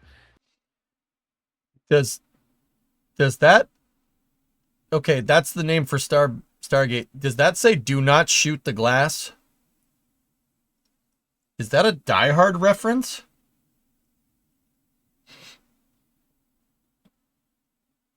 Say that 3 times fast. It was built as a public-private partnership between CARA, the Center for Advanced Radio Astronomy, the University of Texas Rio Grande Valley, and SpaceX. Remember the old tracking station that has long since been dismantled to make way for more employee housing and parking? That's what those dishes were there for. The stated goals of the Stargate project were to establish a world-class physics department at University of Texas Brownsville and to help make South Texas a leader in space exploration. Whoops. I'd say at least one of those 2 goals has been achieved. Yep. So with the Stargate building having been leveled to make space for the Gigabay, we have to say goodbye to one of the last remaining vestiges of the early Starship days. Oh, God. I really hope that at least... Oh, man. Dude. Yo, put me in that seat. Yo, I'll do that for free. Put me in the seat of the excavator. I know how to use those. I know how to use those now. To have a presence here in Starbase. Oh, man. Still continue to help young minds learn. It's got the thumb and everything. We could just... about things that interest them. So, goodbye, Stargate. Thanks for your usefulness to students, science, and SpaceX. Fun fact, Stargate is also the building in which I met Elon that one time. But not only High Bay and Stargate are going away. Continuing their trend of building nice things and then demolishing them right after, the fancy new Star Factory entrance next to the ring yard is also going away, as we've mentioned in previous episodes. This week, we can see I love SpaceX the has thumb. clearly marked that area for dismantling, and teams have even started removing the big roll-up door that we've seen nose cones and payload structures roll out of many times now. Presumably, the Star Factory and Gigabay will be joined as one when everything is done being built, just like Megabay 2 and the Star Factory are connected now. Quick update also from the LR11000 crane segments we've been keeping an eye on. Crane. Do you believe after the Gigabay is built that they will have an expansion that includes Megabay 1 and 2? Yes. In the SpaceX storage yard. It seems that some of these were sent away for repairs and are gone from the storage site, which, yeah, actually, thanks Adrian, Adrian wrote this script. I do remember driving past some crane parts on their way out of Starbase this week. Let's Yeah, now Bob, move for over sure. to the rocket garden. Bob, you know, you're saying we're always doing that. We tear out work in our plants with that equipment, big retools, out with the old, in with the new. Bob, it is frankly ridiculous to me that, you know, we are comparing this rocket factory to like the Flint assembly. It is frankly ridiculous in a good way. Like, I want to sit there and just kind of think about that for a second. We are comparing a rocket production line to a car production line. And it's like, yes, that is a totally normal thing for it to happen. All right, oh, see you, buddy. That's actually ridiculous. In our last update, we saw Ship 20 getting shuffled around, which we were a bit flummoxed There's by the at the time. diverter. Well, we can now infer a little bit more. Looking at the aerial views, we can now see that SpaceX is performing a revamp of the area and is working on the road next to the rocket garden. They're grading it. They are grading it with gravel. And it looks like they scraped all the topsoil off, buddy. All right, so look at that. I think we got like a D5 right there, front end loader. Can't tell what type of excavator. It looks like a Caterpillar, though. There's your roller. There's the big excavator right there. That thing's awesome. Got a backhoe over there doing its thing. We got a Ship 20 right there doing its thing. There's your water truck. This is a backhoe system. I know that. I know excavators. I don't know backhoes. You think they will drop Ship 20 in the middle of the roundabout? That'd be kind of cool, but who knows? This is So, something interesting to note here, guys. Drainage.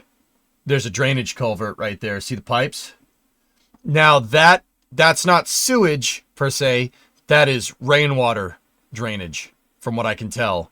That's why there's a trench going this way. And if you look, there's drainage culverts right there. See that? So it looks like they're making the road go around that drainage culvert. See, there's some big honking pipes right there. most likely why Ship 20 had to move, to make space for that construction. Yeah, Hopefully that means yeah, I got they're you, not going to Tessa. scrap Ship 20. Yeah, it looks like there's another right away for drainage coming this way, and it looks like all that's going to connect in. I know, Bob. It's Hopefully. awesome. Naturally, since it's been a little while since our last flyover, comparing pictures from then to now, we can also see the extreme progress that SpaceX has made on the Star Factory and office building. Heck, the office building wasn't even fully built the last time we flew. Recently, SpaceX also had some workers working on the facade of the Star Factory and office building connection. This looks like they're changing out some of the paneling maybe, probably for an aesthetic reason. We can also see some workers present doing just this on the flyover pictures. Right next to the Star Factory, SpaceX is building some prime real estate. This new apartment complex at St. Martin Boulevard is making great progress. Well, the foundation of it is, anyway. There is still quite a lot to do here, but it's being prepared for the above-ground construction to come. This will provide a significant boost in housing availability for the ever-growing population here in Starbase, Texas. Now, let's give some of the prototype vehicles some attention. These are not part of the next flight stack, but are... Did the stream freeze, guys? I have 0 drop frames on my end.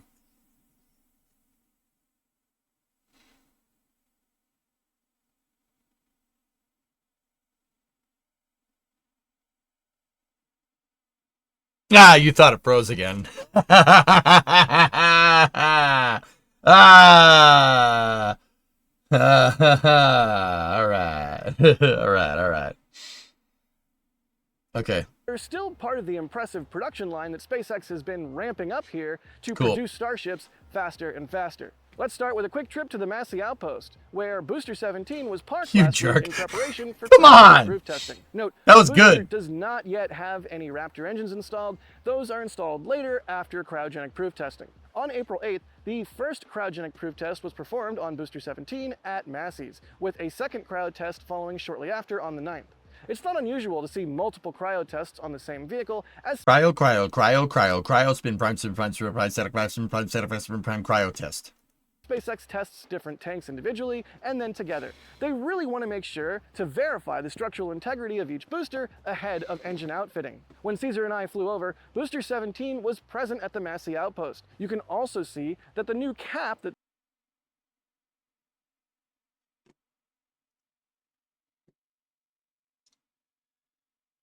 Something is dying. He's frozen and then he speeds up. Uh-oh. YouTube. Twitch may have kicked the bucket. It's more stop and go.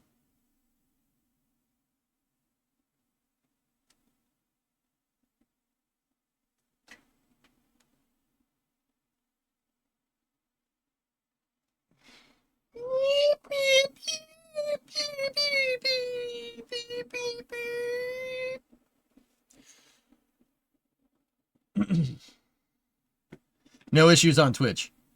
PNWC service seems fine. Cool. All right, sweet. We'll go back. That boosters have these days has been installed on it and is covering up some more of the sensitive bits of the booster at the top of the forward dome. This cap is non-permanent and will be removed once the booster receives its hot staging ring. You can also see Adios, turd nuggets. The booster still lacks the 4 grid fins, which are also not installed yet. Next to the booster, we can see work on the second cryo-proof stand being built. This is the one that will be used for the next generation of boosters, which we expect to start with Booster 18, but really who knows. The most notable change here is the fact that this booster test stand will feature 2 booster quick disconnects. So even faster fueling of the booster might be a thing we can expect with the next revision. SpaceX appears to be on pace to fuel Starship up significantly faster than Falcon 9 and Falcon Heavy, which feature significantly less propellant, something I'm still struggling to wrap my brain around. In addition to the new cryo stand at the Massey Outpost, we can also see that the liquid Can I, Jack, what? We expect to start with Booster 18, but really who knows. The most notable change here is the fact that this booster test stand will feature 2 booster quick disconnects. So even faster fueling of the booster might be a thing we can expect with the next revision. SpaceX appears to be on pace to fuel Starship up significantly faster than Falcon 9 and Falcon Heavy, which feature significantly less propellant, something I'm still struggling to wrap my brain around. Yeah, that's pretty cool. In addition to the new cryo stand at the Massey Outpost, we can also see that the liquid oxygen farm might be getting a new expansion soon, as indicated by these new embeds in the ground for a... Dude, I just want to point out, the fueling paraphernalia that they have on the test site is better and can probably fuel faster than most, like, actual launch pads. Like, yeah. A potential yeah, that's pretty new cool. LOX tank, which will be installed there. Another item of significant work we could observe this last week at the Massey Outpost is the structural test stand, which is on the other side of Massey's. This article is usually used to test smaller structural test tanks to verify their load capabilities. This is exactly what we hope to soon be happening with Test Tank 17, which we suspect is a Block 2 booster aft test article. Yeah, it's crazy, right? To test the all-important engine section of the new boosters. This is nuts, dude. The fueling paraphernalia, dude, you could launch like a Falcon 9 from Massey's. Not that they ever would, but I mean, it would need to be methane, but there's no RP1 fueling paraphernalia here, but still, it's pretty crazy. The current modifications of these test stands are most likely to prepare them for what they'll need to do on the potentially multiple test tanks to come. Test Tank 17 may just be the first up, depending on how it performs. No matter what though, we'll keep our eyes on it to make sure we understand as much as we can about it. And speaking of keeping our eyes on Test Tank 17, its aft section was rolled into Mega Bay 1 this weekend. This is the section that features the booster landing tank. This is the engine section. So this is most likely to verify a lot of the design properties for the... No, I don't think that's an engine section. I think that's the P18 modulator. Where is my P18 modulator? Where's the kaboom? It was supposed to be an earth-shattering kaboom! Its aft section integrity. I did try to get a photo looking into Mega Bay 1 when we were doing our flyover, but the door was only open a little tiny sliver, and the lighting basically made it impossible, so sorry we couldn't do more there, but hopefully it rolls out soon. Moving now to the other prototypes at the production site, we can report that Ship 37 stacking is continuing in Mega Bay 2. A barrel section rolled into Mega Bay 2 during the week, and also its transfer tubes were installed over the course of the week as well. Ah, nice downcomer. Ship 37 still has some time until it will become the star of the show, but with the current pace of the program, it's not ruled out that it might be a candidate for the first ship catch, depending on how the next few flights go. Speaking of potential catch candidates, let's talk about Ship 36. 36 is still missing a lot of tiles, and for yet another week, we're all sort of wondering what's going on with that. Maybe SpaceX is just waiting for results from upcoming flights to see how Ship does on re-entry before fully committing and completing the heat shield on 36. Maybe their only tile kiln thingy broke and it's going to take forever to get another one. Who knows? Luckily though, it's just not a high priority to complete right now, and maybe it's just that simple. We will see in the future what fate has in store for 36, but for now, we wait. Let's talk about boosters. It seems more My bad, and more Ordon. likely that the flight after the next flight, that'll be Flight 10, will feature another booster reuse, as Booster 15 has been moved from the Rocket Garden to Mega Bay 1. This is most... You know what's bizarre? I've stood like right here. I watched that booster roll out from right there and then roll back in from right there, which is...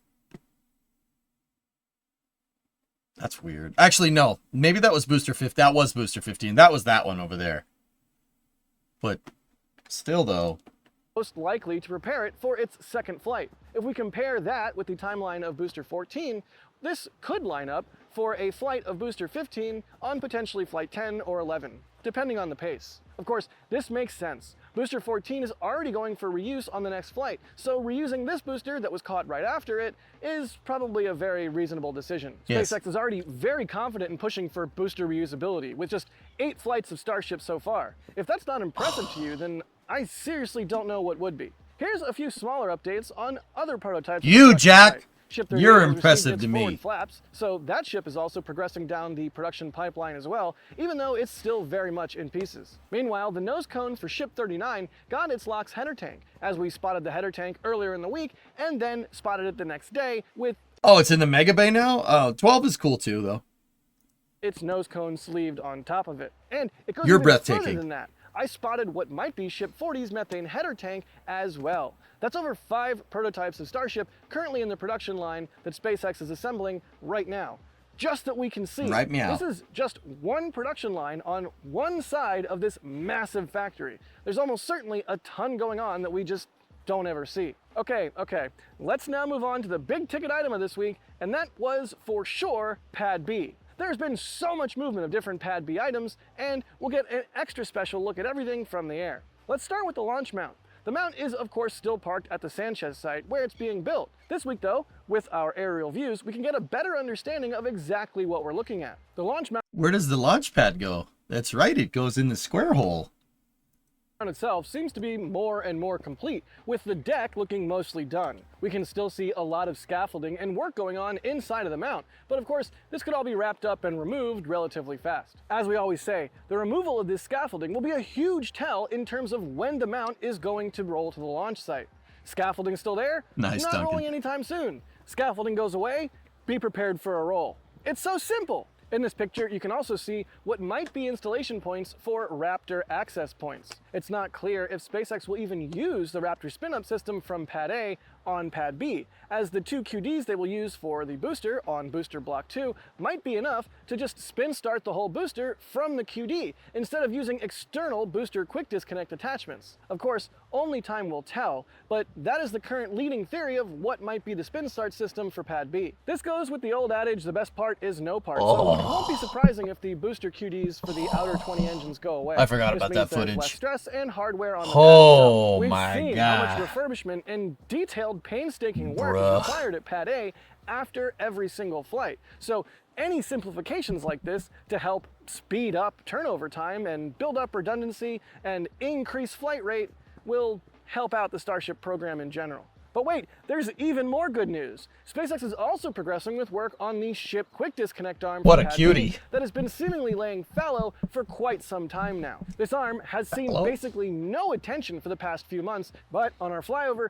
you can see parts laying around and workers and machinery present again at the arm. So it seems SpaceX is starting to push to finish this particular piece of infrastructure as well now, to make it ready for launches on Pad B. What is still You know what's pretty crazy? Sorry, I don't mean to keep pausing. I want to add my 2 cents. That is a very, like, modeling picture, like modeling pose of Jack.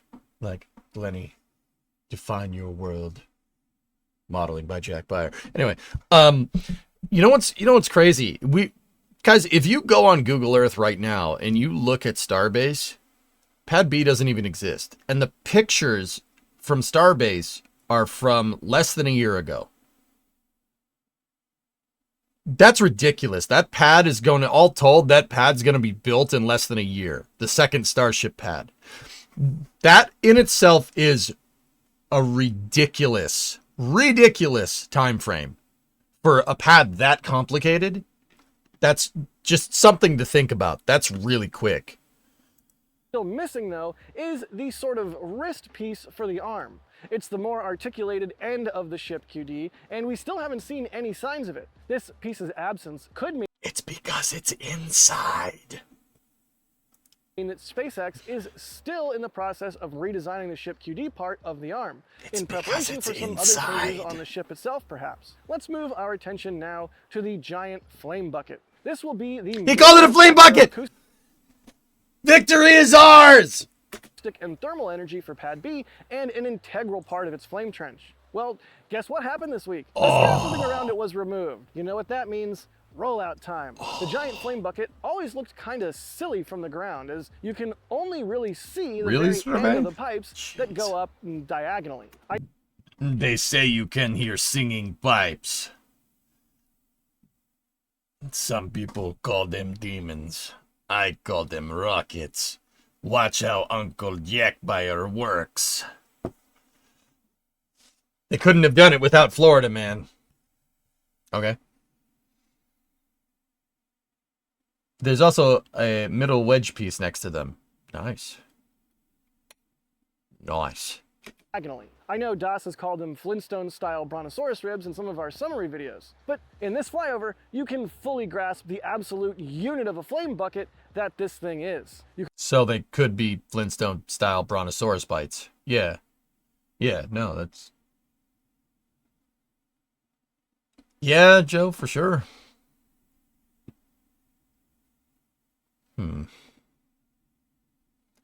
Twins, Basil. Twins. You can also see on the flame bucket that it forms some kind of pattern. This is what will be the exhaust pattern of the Raptor engines, and it seems that SpaceX adjusted it based on what they think will be needed. On the subject of next generation hardware, we can see that the... Wait, what are you talking about? A pattern? This is what will be the exhaust pattern of the Raptor engines, and it seems that SpaceX adjusted... Oh, this bit. Yeah, okay, I see it.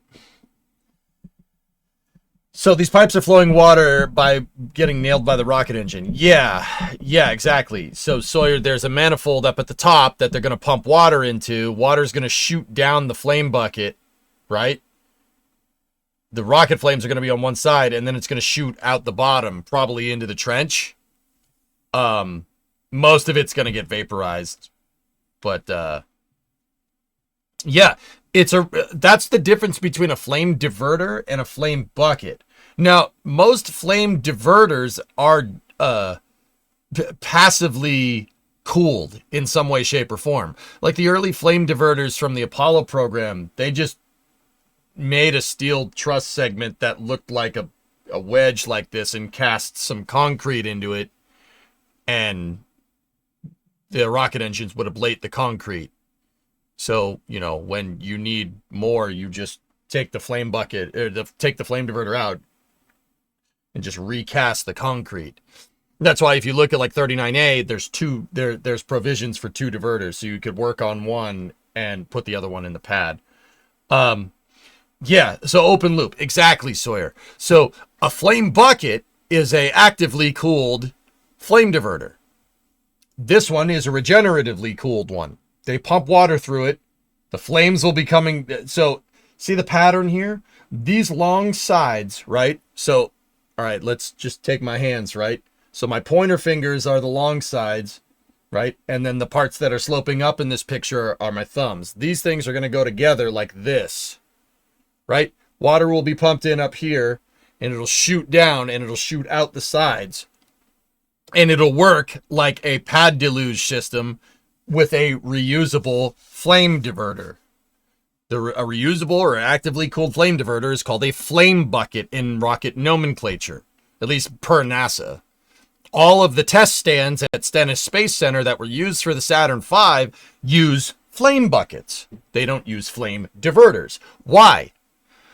Well, a test stand is going to be seeing a lot more time firing the rocket engines. Well, per, old school, at this point in time, the freaking launch pads see more firings than the damn test stands do. But whatever. Per old nomenclature, you don't want your test stands to be refurbishable because you're going to be testing a lot more engines than you're going to be launching, right? SpaceX is killing two birds with one stone in my opinion here. Now here's the opinion part. So one, you have a rapidly reusable pad. Two, if you can deliver more water to this, now you have a rapidly reusable test stand as well, which is what I think might be going on here. I think that's why they opted to do this. You know, why have a separate test stand? Why do that? For the boosters. You gonna test the boosters at Massey's? No. Best place to test the booster is right there. On a launch pad that is designed to launch the booster. It's a good place to test it. With this type of system, you can fire the booster as long as you freaking want to. No problem. You can fire it as long as you want. As long as you have enough water to flow through here so you don't melt any of the metal, you could fire it you could do as long a duration burn as you want. I think there's a key there, and I think that's why they're doing this. So the pad can double as a test stand. Worst case scenario, now you have a good test stand design. And this right here, that's the top of the bucket. Oh, so once again, in my pointer diagram, this piece right here is capped at the top like that, where my fingernails are. That's this piece. On pad full duration test would be nuts. I agree, Panda Man. I think that would be pretty crazy. The other thing, okay, so Panda Man, I got another one. This is EJ's wild and crazy theory, okay? So if that's the case, dude, right? If that's the case, what's stopping them from taking the Massey's Starship test stand, right?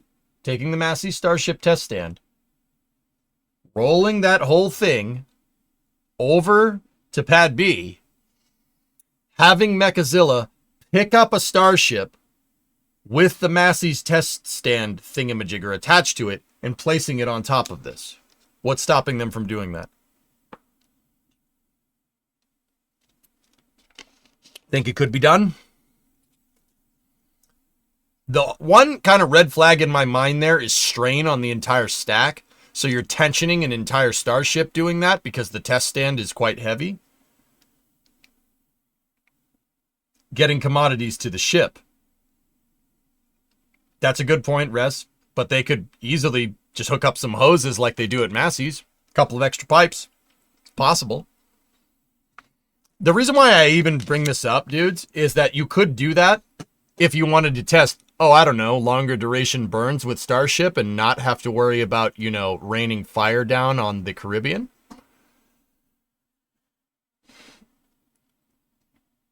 The fact that they already had trench at Massey's. Massey's water systems can only support about a minute burn as far as I can tell. Now, I'm talking through it. This is why it's a crazy and wild theory. So maybe let's keep an eye out for either A, some attachment points here, or B, them expanding the water infrastructure at Massey's. That water bottle did not need to be thrown. Hey, guess what? Hey, guess what? Hey, guess what? I didn't throw it. I spiked it. It's different. Anyway, I think they can do longer duration testing with this type of stand. Now, the ship on Pad B, that's kind of thin, I'll admit, but it could be done. You can also see on the flame bucket that it forms some kind of pattern. This is what will be the exhaust pattern of the Raptor engines, and it seems that SpaceX adjusted it Interesting. based on what they think will be needed. On the subject of next generation hardware, we can see that the next generation booster there you go, Rez. has its arms. That's another good next to it. idea. So it seems these will go in fairly soon. This booster transport stand has been sitting around forever, and we had no idea why. But now it seems like it'll be different from the previous ones, and we expect this is because it's going to support Block 2 of boosters. The best thing about this week's flyover, to me, yeah, upgrading the test site just a few hours before the flame. Upgrading the test site is probably makes more sense in my mind, but that's why I tell you guys my wild and crazy theories, because if you want to know how you get the right answer, get a right answer on the internet, say the wrong thing. No. Yeah. Jokes aside, no, it's cool to talk through this stuff with you guys. That's why I do it. It's just a wild theory that you could do that, but Yeah, probably not, now that I'm really thinking about it. Buckets were rolled to the launch site. This means we can get a close look at the flame trench work on Pad B. He said flame trench! Before they were installed, and really grasp Pretty the much, progression Joe, here. yeah. You can see the amount of concrete pouring that already has happened on the west side of the flame trench. All right, let's take a look. Water pipes. Those are your water pipes right there. Water pipes there. Commodity lines, so liquid methane, liquid oxygen are over here. The pumper truck is in there. They're pouring on a vertical like that. So this is sloped all the way down. It looks like they're pouring it and slowly moving it down to here, if I'm looking at this correctly. Where's water storage? If I recall correctly, these use Pad A and Pad B use the same water systems.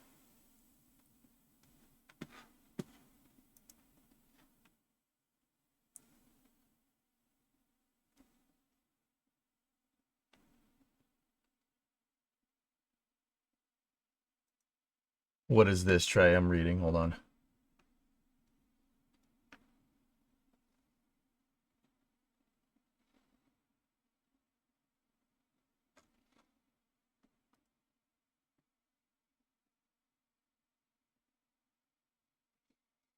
Nice.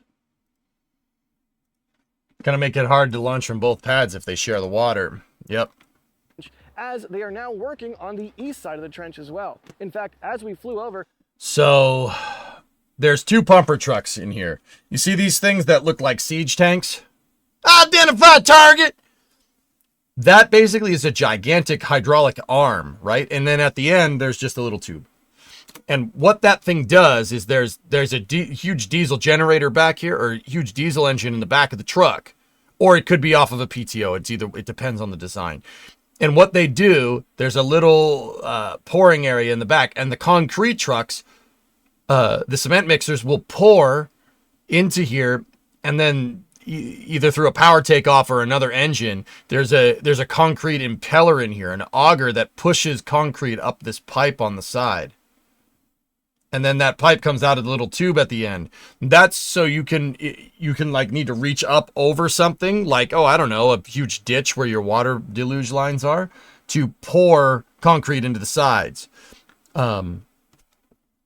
Yeah, super cool. You can see another pumper is working over here, but in this picture, that pumper doesn't have any concrete trucks being pouring into it. This one does. Which is interesting because you have all your crew, all your crew is here. Look, and it looks like they're smoothing out the concrete. So that pour probably already happened when this picture was taken.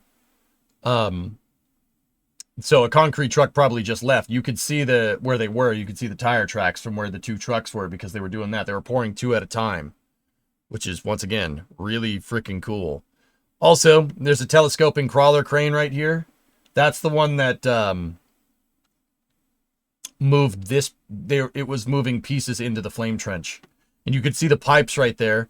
Those two pipes will be connected to those two holes right there. See those? I'm pretty sure. And then that'll go up, and you could see the top mount for the bucket right here. So those buckets will be, the flame buckets will be here and here. Wait, well, how do you make a perfect slope with concrete without a mold? I think there's baffling in here, Sea Kraken. Basically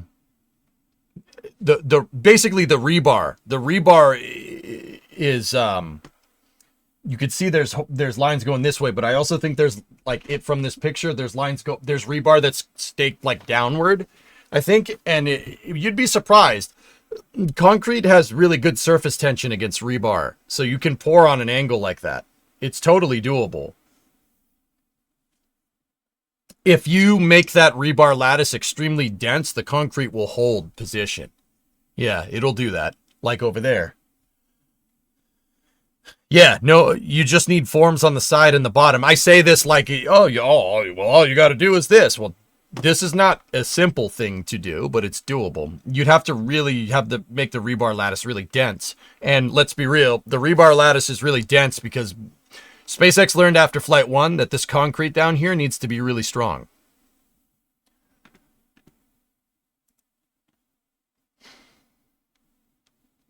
That's a great picture of some pixels, goalie. Well, they have water table issues like in Florida down there. Cirrus, that's what I'm really wondering. But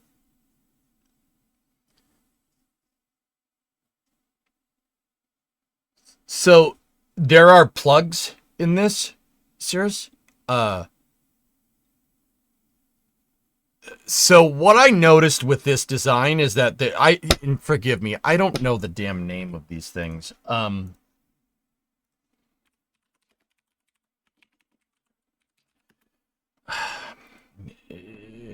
gotta find the right picture. There are plugs in the sides of the concrete that they're working on. So the only reason I know what these do and why they do what they do is, well,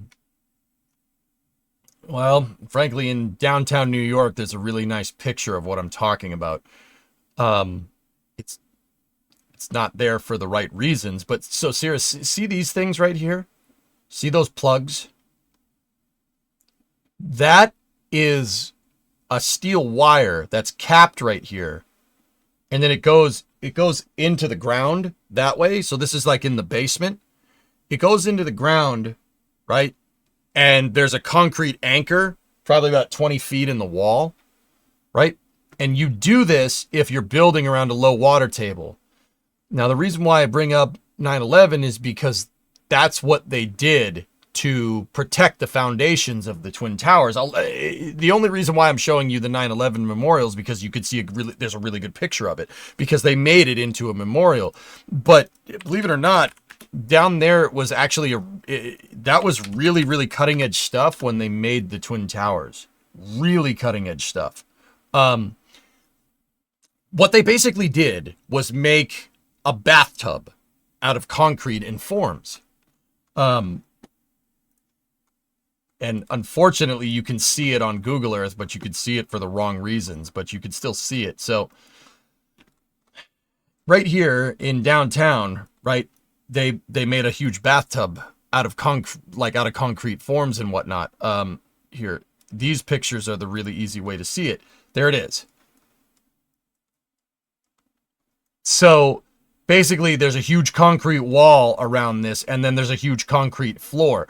And it's a gigantic bathtub. Like, it's like a solid, watertight hull, right? And that keeps water from going in there. It minimizes water intrusion. And unfortunately, this is how you're able to see it. But forgive me, guys. Like, I don't mean to bring up some bad feelings, but this is a really good example. This was super cutting edge for the time. Tiebacks, I think is what they're called. Underpinnings, maybe. Pad B's flame trench does that. There are those plugs and those ties going out to the side. So that means right now they probably have a sump in there. In fact, let's look. Let's see if there's a sump truck. Discovery, go at throttle up. There's probably something pumping water out, so like a diesel generator or something, and a water tank or whatever. I'm looking right now. Hey, Deadscum, 33-month resub. And then Not a Cat had a 51-month resub a second ago. They're probably pumping the water out right now until they seal this whole thing up. And then, yeah, you won't have to worry about it. It's kind of funny, though, because what's going to happen is it's going to end up getting flooded by the deluge system anyway. So that pump might be a more permanent solution. But there is there's a temporary water tank right there, and it's next to a diesel generator. It's probably just a coincidence. But I guarantee you there's some kind of sump in this design that's designed to pull water out. Because, yeah, water table is a huge problem. Like, okay, what we're talking about, guys, is look right here. You see the two water pipes right there? You see how there's a puddle around them? When you're close to sea level, right? So, like, right by the ocean, turns out that if you dig down, you're going to find water really quick. It's called having a high water table. Yeah, you dig down, you find water when you're near this big thing that has a lot of water in it. Weird, huh? So my guess here is what they're doing here is if they couldn't go up with it like 39A, 39B, LC36, if they couldn't go up with it, they went down with it and made a concrete bathtub like the Twin Towers. That's my guess. Now, don't get me wrong. The Twin Towers is not the only building that does that. That was cutting edge for when the Twin Towers were built. All right. Because it's a passive system. That means you don't have to pump water out all the time.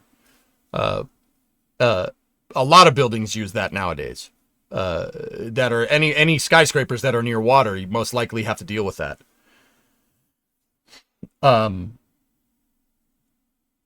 So, serious, I know those plugs are there when they did the original excavation. Like, if you go back and look at pictures, you could see those underpinnings, flyover thingamajiggers. What are they called? Tiebacks, maybe? Yeah, the tiebacks are there to make sure the walls don't cave in on each other. That's why they're there. And it holds everything in position. Sorry, I should have clarified that. So, like, if you make this concrete bathtub, right?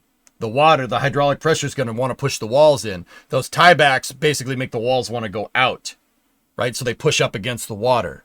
And the more the water pushes on it, the more that plug is going to make the thing want to push out. They'll put geotextile to block off the water. Probably that too, Ramadino. Yeah, absolutely. Anything that you could deal with, because, dude, the ocean is right there. It's right over there. Like, if they zoom this picture out enough, you could probably see it. They're actually called the soil nails.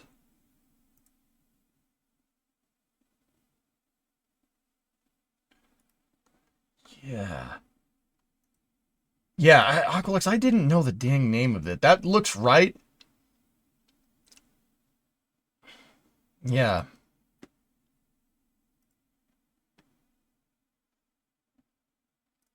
Yeah, there. That's a good picture, Joe, during construction.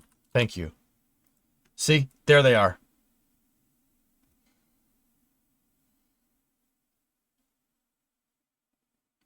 Damn, dude. Look at that thing.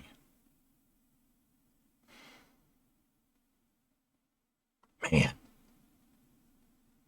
What a beast. But yeah, seriously, I think that's what they're doing here.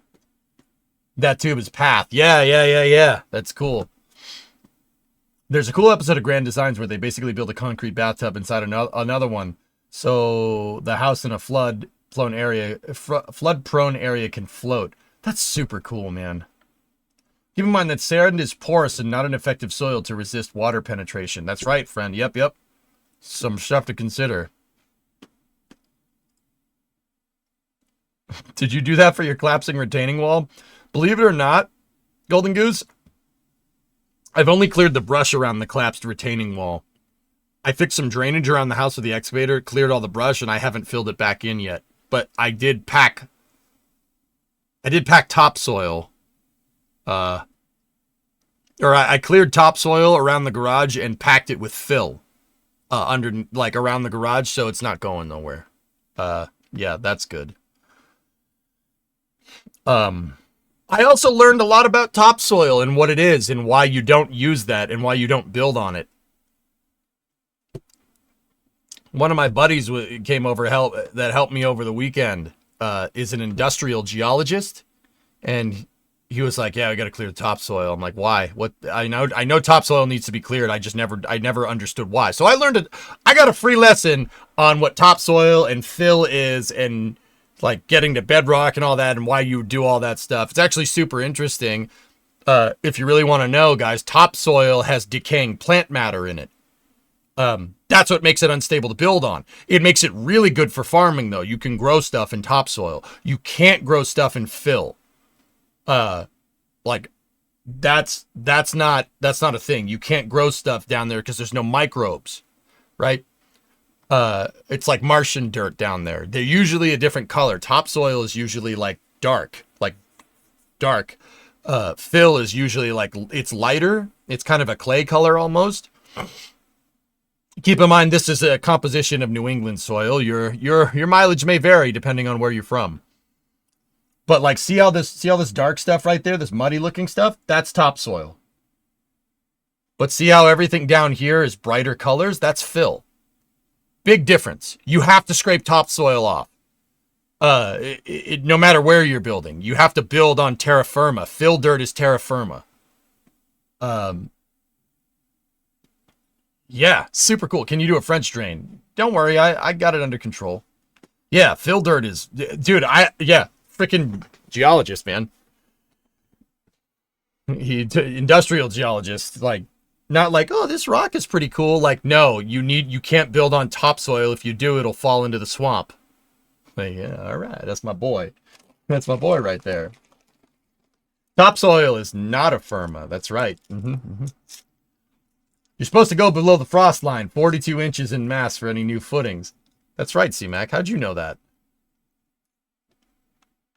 Hey, Triton's 56-month resub. Thank you. How'd you know that?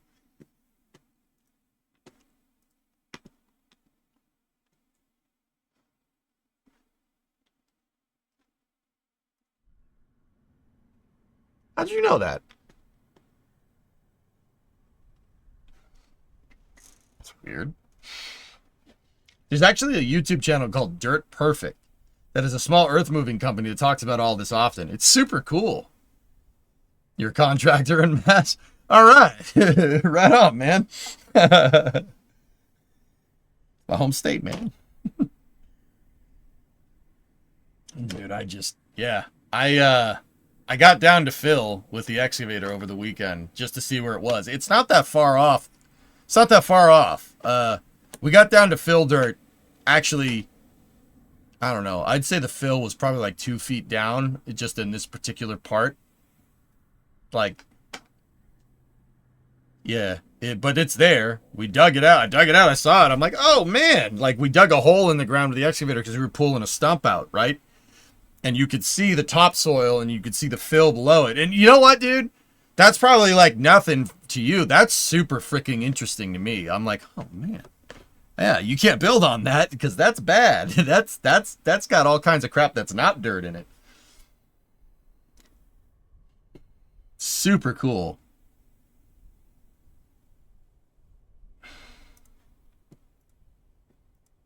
A concrete pump was present and pumping more. Yeah, see all this over here where all the shrubbery is? That's topsoil. Stuff doesn't grow in fill. See how there's no plants over here or anything? Stuff doesn't grow. Like, you'd get shrubberies and you'd get weeds and stuff. It doesn't grow in the fill. It only grows in the topsoil. Keep in mind, the Rio Grande Valley is a little different geological composition than New England. New England is glacial till, which is basically we live on the proverbial tread marks from a glacier that moved through here a little while ago. But I knew that. I don't know if you guys knew that. That's why the Hudson River exists. Glacial till is really annoying because there's rocks everywhere. There's just rocks. Like, you want to dig down? Oh, here, have a 500-pound rock. Have that. It's like, oh, that's great. Thanks for that. A little while ago. Shh.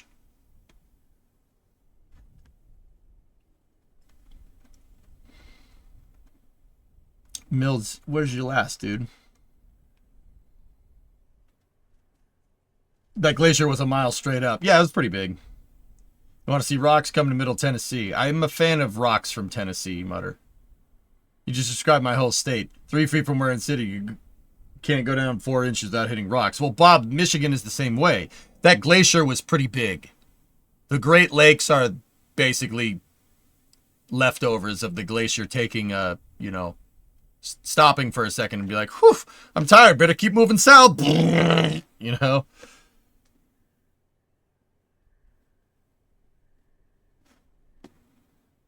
Glacial potholes, yeah.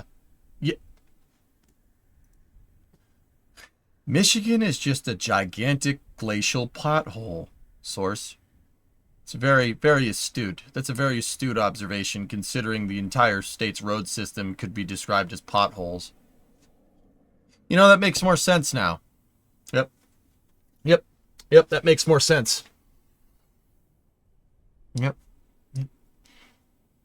That's why your roads have so many potholes, because Michigan is a gigantic pothole.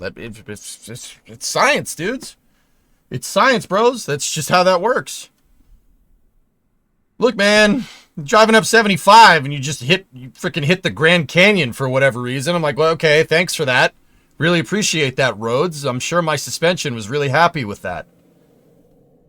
Less roads and more pothole edges. Yeah, right.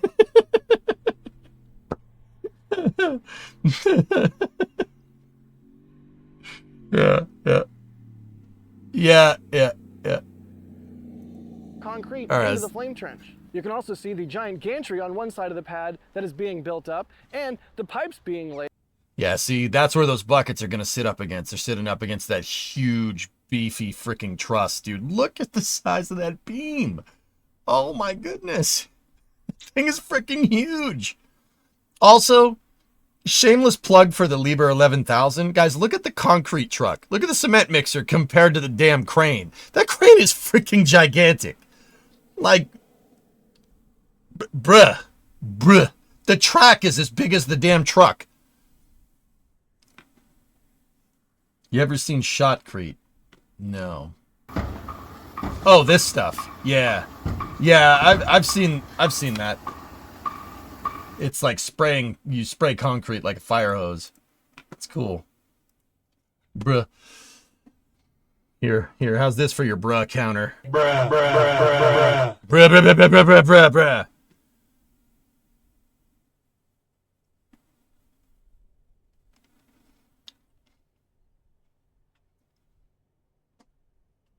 You can even spray it on the roof. Nice. Those beams remind you of Satisfactory. They so do, dude. You're totally not wrong.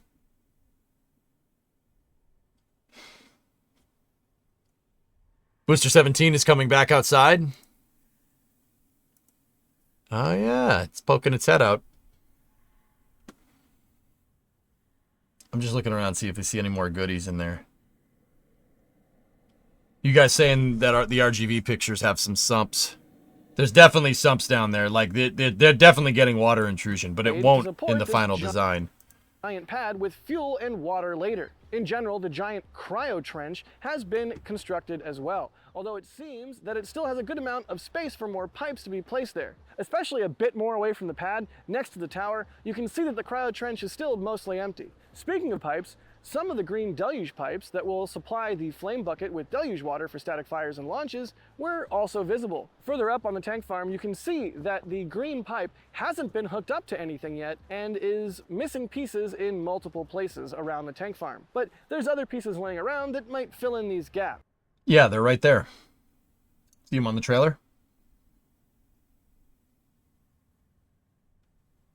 Just saying.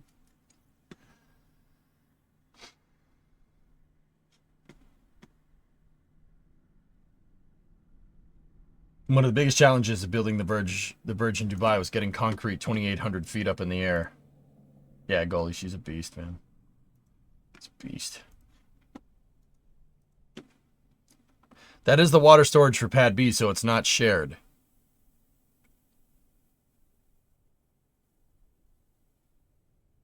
Oh yeah, Milge, I guess you're right. Yeah. It must have slipped my mind, dude. But what? Then again, what is this? What is this thing right here? See that trench that's underneath the ground right there? What is that? Maybe they, once again, EJ's wild theory, maybe they can move water in between pads? Or common source it. Yeah. See, dude, you're definitely right. I'm believing my eyes. Like, look, it's right there. It's definitely different. The fueling trench? Yeah, maybe. This is plumbing on a truly massive scale. Yeah, that's right. It is. See? Look. Maybe it was the fueling system that I was getting confused. Perhaps. I don't know. It's been a weird week already.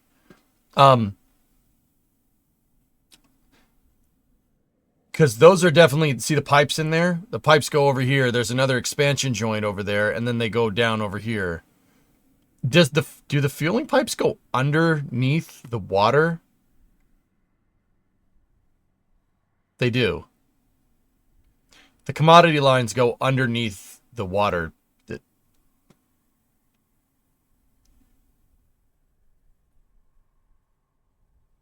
Yeah, forgive me, guys. I was wrong. The commodity lines are the ones that shared. The water is not.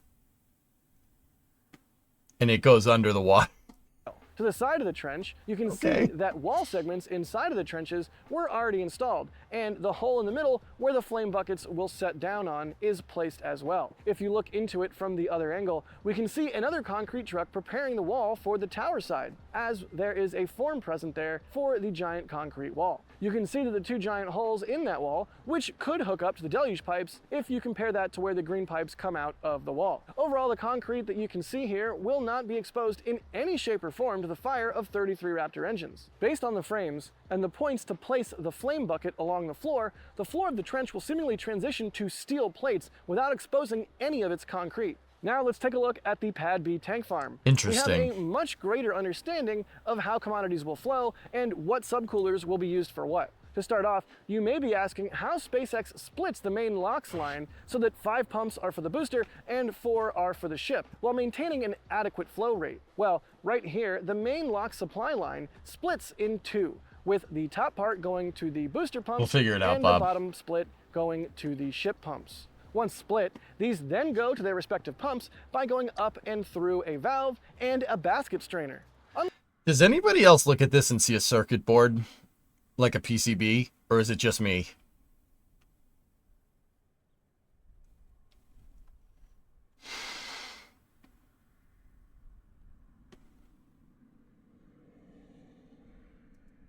Unlike Pad A, SpaceX has opted to use a basket strainer or filter at 9 each pumps, pump, and dude. not just one at the main inlet and one at the What return line. the Once through the heck? pumps, the LOX will then hit these manifolds here, 5 pumps hooked up to the booster manifold and 4 pumps hooked up to the ship manifold. After getting pumped from the tanks and into these manifolds, the LOX then goes into these subcoolers. This is where it can get a little bit tricky to understand where everything is going. So for the sake of the video, we'll just say that they go through the subcoolers in these lines and then out along the pipe rack, which will then hook into the cryo trench. Once there, the LOX and eventually the methane, which hasn't even been built yet, will split between the gantry and the tower. It's going to be really interesting to see SpaceX test all of this equipment once it's in place. It was really fun to see that at Pad A Sure, when they Nick. installed the flame diverter there, so hopefully we get treated to a similar fun Right time passing? with this new arrangement. The question becomes Dude. if SpaceX will test with the launch mount already in place, or will we be treated to tests with an open deck where we just get to see the whole system firing through the pipes. That would be cool. Later in the week, just hours after we flew, we saw what we expected based on pictures from that flight. The flame bucket started to roll out to the launch site. SpaceX wasted no time once it arrived either, getting it lifted and placed inside the flame trench. Wow. Now that that's done, teams can continue to prepare the Look, flame trench look, for look. the installation Holy of the launch crap. mount, which will be installed. Look at that. Now that's a lift. Dude, you just saw how big that thing is? Look, the thing's freaking huge. Wasted no time once it arrived either. Look at it next to the freaking car. Getting it lifted and placed inside the flame trench. I don't, Now that Drew. that's done, teams can continue Dude. to prepare the flame trench for the installation of the orbital launch Holy mount, which will be shnikes. installed on top of it to support the booster during Whoa. launch. If you compare Dude, the I hardware would have loved versus to have Pad seen 1, that. it is quite a change in terms of how much work and infrastructure is being placed here. And of course, the flame trench is a huge installation versus the much smaller deluge plate on Yeah, see, water system for B is over there. Water system for A is over there. And your Pad A pumps and subcoolers are over here. Pad B pumps and subcoolers are over here. It's one singular tank farm that can go left and right. That's what it was, guys. I apologize. I don't know why I said that the water was shared. It's definitely not. Is that about the size of a 12-meter Starship in the future? It could definitely handle a wider diameter Sea Kraken. Yeah, sure. I don't know if that'll ever happen. Look at the tank size for the water as well. Yeah. They're pushing a lot more water with this. And you're going to catch rockets right next to that. Right next to all that. Confident, yeah. I mean, they've already done it, Tim. I've seen them do it, dude.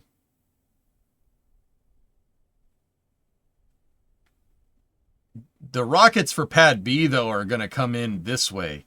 They're going to fly out over here and then turn in that way at the last second. because that pad is 90 degrees off. I still firmly believe that they made this pad 90 degrees off center because of crosswinds, so the booster could land into a headwind.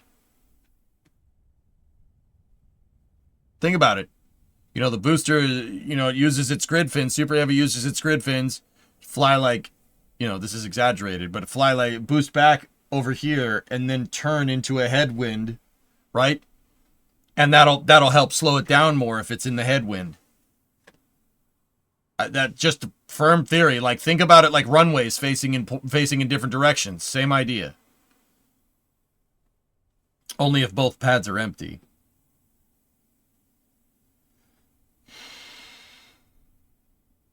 Yeah, I mean, yeah, Mutter, for sure.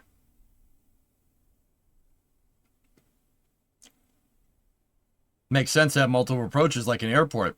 Yeah.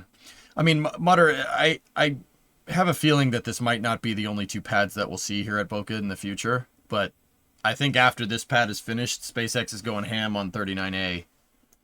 On pad A, it'll be very interesting to see how this affects the plume and smoke dynamics during a liftoff. Roundabout! Look at the roundabout! They've made a roundabout that doesn't do anything, but it's round. And maybe, even maybe, See the it'll just ocean? help photographers take better pictures. Maybe. Also, there's the old railroad tracks right there. See the track turn this way. Well, at one point it turned that way. Doesn't know more.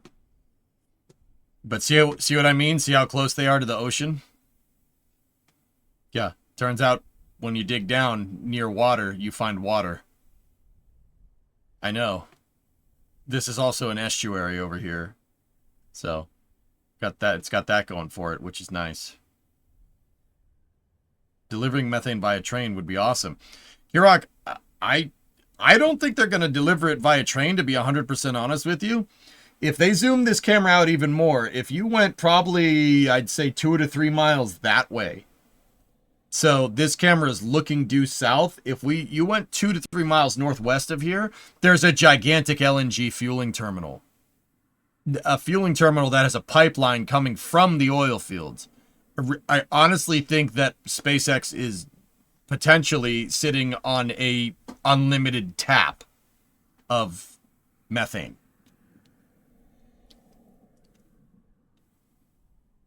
Now, whether they bring it in via train or whether it's just a direct pipe, I don't know. They could pipe it. The problem is they'd have to pipe it around the port of Brownsville. Or pipe it underneath the Brownsville channel. I don't see that happening. I mean, maybe. I don't know what it would take to put a liquid methane line underneath a deep water channel. So trains might be a viable option here. So Starship is Earth pressure fed. Oh, yeah. Most land in Texas is an unlimited source of natural gas. Just got to install the tap. Yeah. If you turn the new pad design 90 degrees and place it on pad 1, the flame will directly hit the tank farm. The flame trench. Yeah, the trench for this pad would be going this way. No, it'd be 90 degrees, so it'd be going that way. Like, it would shoot off right into your subcoolers over here. And, Baron, that's part of the reason why I think Pad A is just going to stay the way it is. I think they'll make modifications to the donut, and I don't think they'll do that to Pad A. Personal theory. Methalox and LNG are different.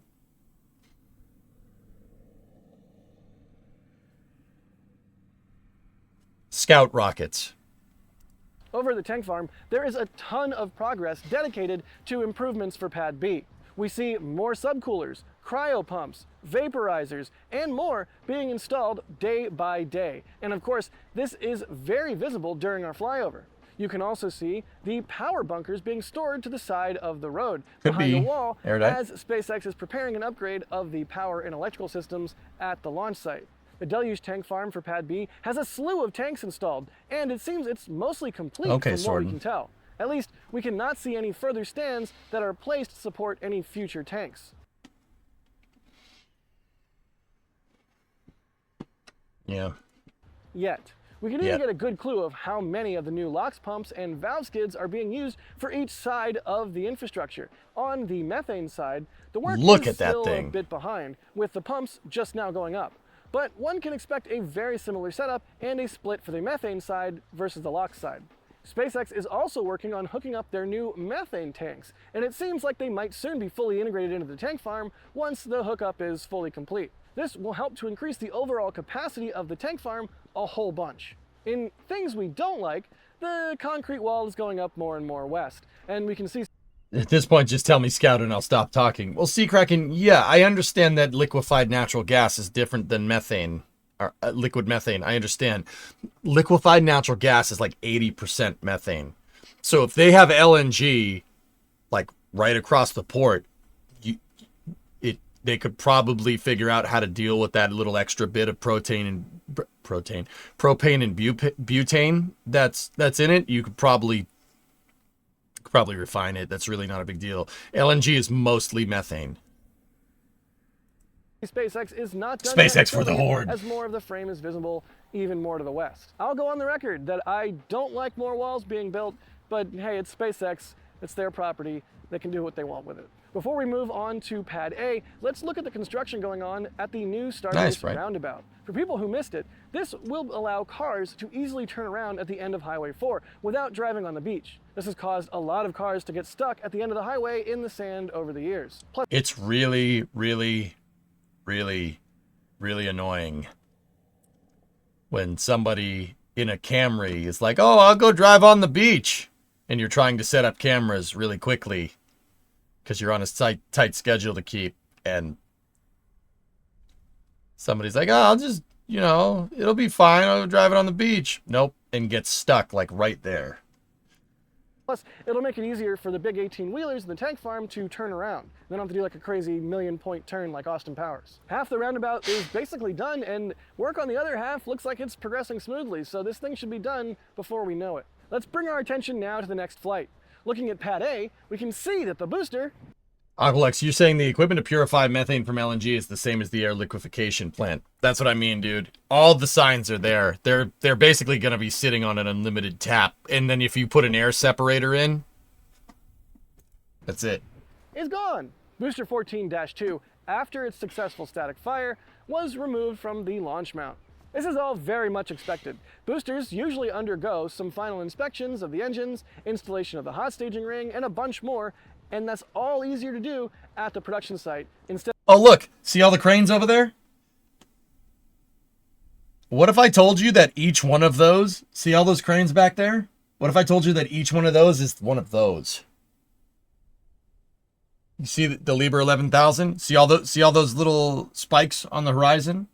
All of those are one of those. That's the LNG terminal, guys. They have, like I said, there's probably, I think the last time I was there, I counted like 33 Liebherr 11,000s, 3 tower cranes, and 20 plus telescoping cranes. So telescoping cranes are one of these guys. There was like 30 of those, 20 of those, 3 tower cranes. See them all over there? Yeah. Every one of those things is like a Liebherr 11,000. It's a flock of cranes. It'll blow your mind if you see it. You're like, what are they? They're building something big there. That's the LNG terminal. It's right there.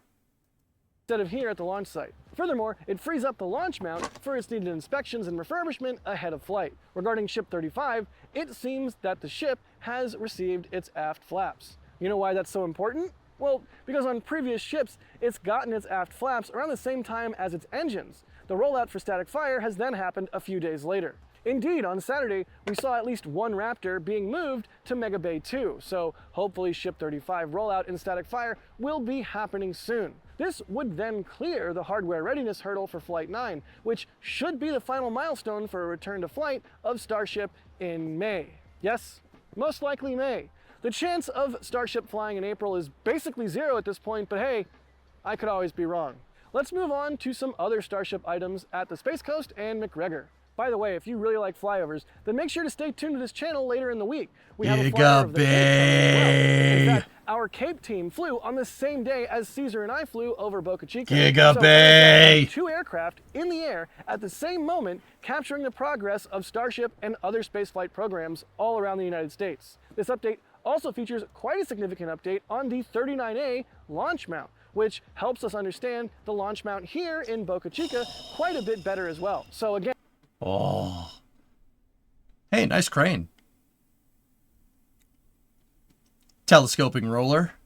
Pretty good. Pretty good. Not running a lot of counterweight. The guy piloting or operating this might be a little bit of a softie.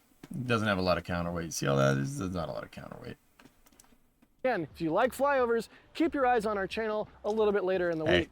Taking a quick peek at McGregor. Ah, my hat! Taking a quick peek at SpaceX's engine testing facility in McGregor, Texas, we saw 13 Raptor tests over the course of the week on a bunch of different stands. Some of these are old Raptor version 2s, and some are the new Raptor version 3. At least, that's what we assume. One significant event is the duration of a test on the horizontal Mr. Operator out here. I'll have you know, I have at least 5 hours on a mini excavator, all right?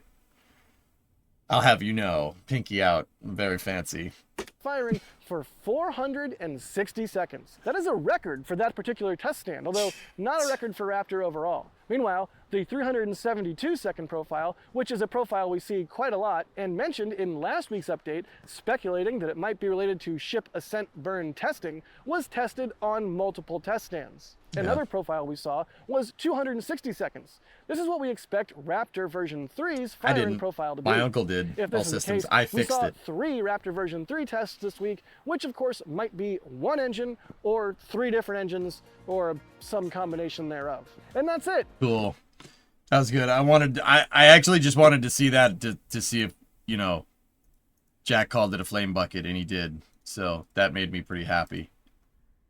But yeah, guys, that's Starbase update. That's from my buddies over at NSF. Go over there and support them if you could. I'll link the video up over there in Twitch and YouTube. They do that all the time. It's awesome. They're really informative, super helpful. And Jack's a very good buddy of mine. Yeah. Get back to me when you run a tractor with all the over 120 acres cultivating, bro. I move tree stumps with an excavator. Okay. Tree stumps.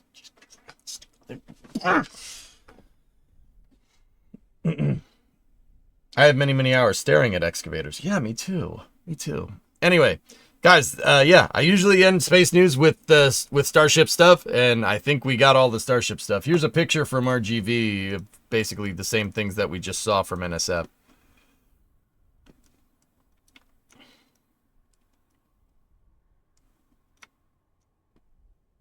Man, that thing is beefy. See, Kraken, see what I was talking about? Look at all the lattice. Look at all that lattice work. Oh my goodness, that thing, dude, that thing is going to be strong.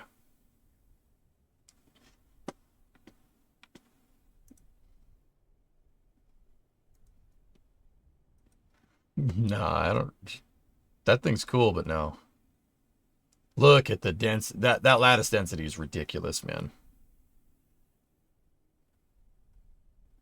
They got 4 generators down there. Oh, 5 generators for power. That's absolutely nuts. Absolutely insane, dude. Wow. Oh, the pipes in the commodities trench are definitely in position.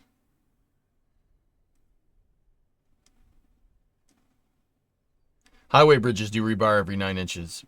Yeah, the density of the lattice makes a huge difference. Look at the welds.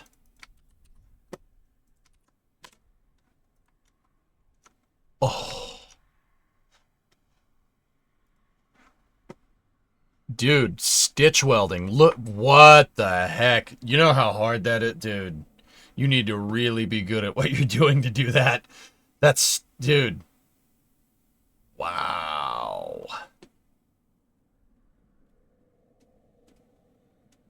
So that's stitch welding. So he's making figure 8s. Guy's doing this. Here, let me show you. So it's over and back and over and back and over and back and over and back. That's I think that's called a stitch weld, but either way, that's insane. That's really hard. You really hard to do. You need to really know what you're doing to do a weld like that, especially on stainless, because it was TIG welded. That's ridiculous.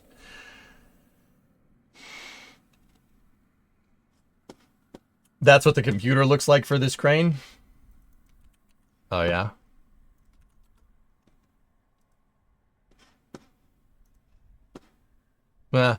Only 39 feet. Meh. Little tiny crane. It's a little tiny crane. But around a tube. Yeah. The other thing, that's a good point, guys. Yeah. I figured out how much of a pain in the absolute butt it is to weld. Like, I was welding exhausts together. I welded exhausts together on my truck on stream. I learned a lot about welding. That's because I was doing a lot of things wrong, and chat let me know. So I learned a lot about welding. Yeah, welding around, like, on a rounded surface, also very difficult. So whoever did that really makes some money. That is impressive, dude.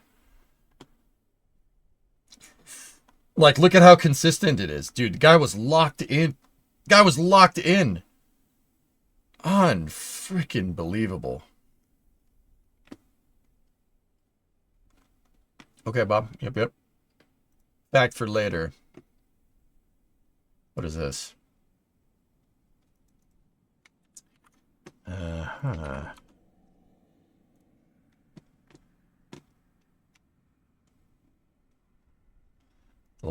The new launch pad is already designed for 10,000 tons of thrust, which is almost exactly 3 times more powerful than the Saturn V moon rocket. Yeah, that was from October. Stuff like that you also preheat before you weld. Yeah. Yeah, this pad's crazy, dude. Can you put this picture in Discord? Yeah, sure.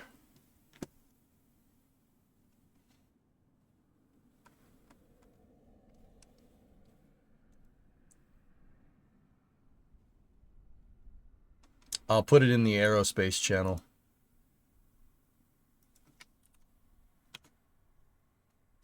There you go. Anyway, guys, that's going to do it for space news. Yeah, I hope you enjoyed this space and rocket review.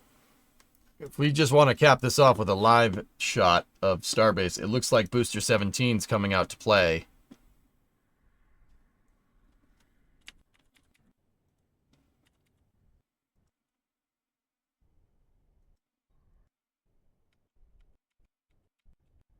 Yep.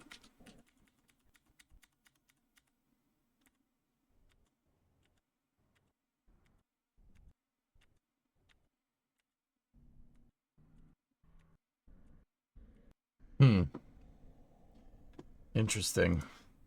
I don't know where that's going. Massey's probably, if I had to guess. Do you think they will try dipping the noses again on V2 Starship for cross range? Ironclad, it's hard to say, dude. I think SpaceX is just trying to get to main engine cutoff at this point. But yeah, maybe they'll try a different reentry profile. Who knows?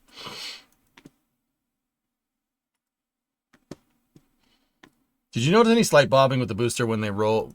Yeah, they were adjusting it back and forth. What's the other stand in front of it? Comas, I'm not sure. I've never seen one of those things before. That might be the new booster test stand, but who knows? They don't have room for booster 17.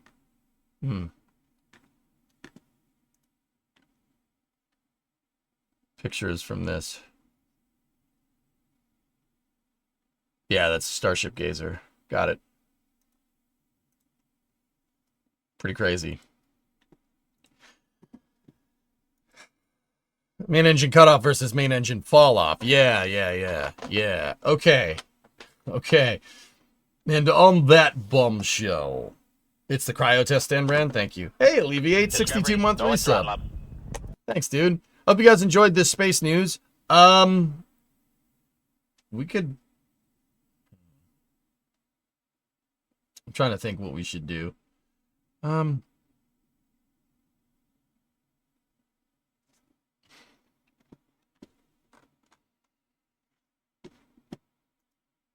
Team Beaver. Last? I don't remember that being a game. Off topic. What's new? How many degrees of freedom did the... Off topic. What's new? How many degrees of freedom does the Shuttle Canadarm have? It depends on the axis.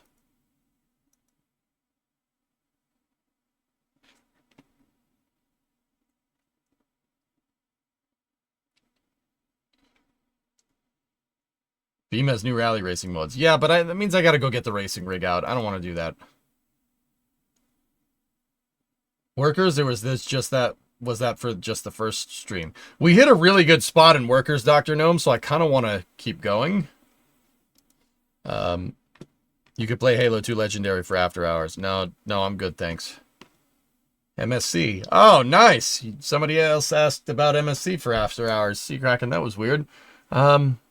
Yeah, now you don't get it tomorrow. Oh well. Whammy. Show the Russells in the car. Well, I was going to do that tomorrow morning.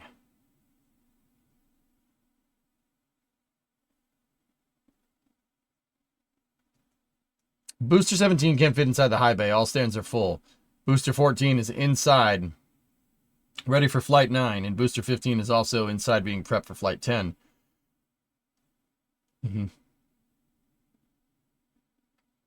Get a smoothie? Nah.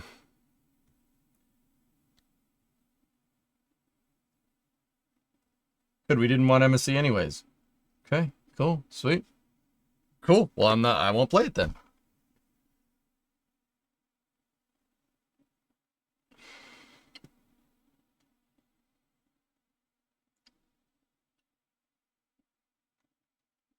House party for after hours?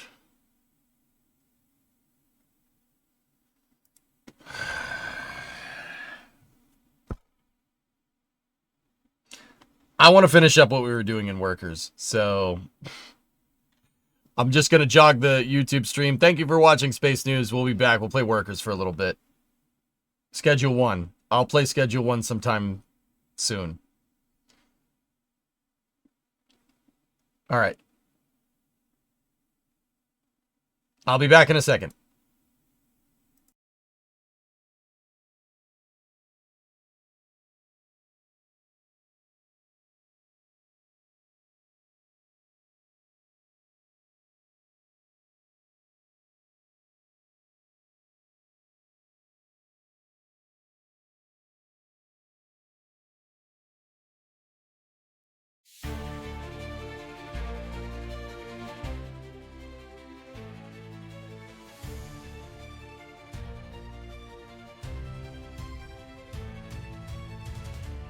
In the tundra where the chill gives birth, rises a beacon of unmeasured worth.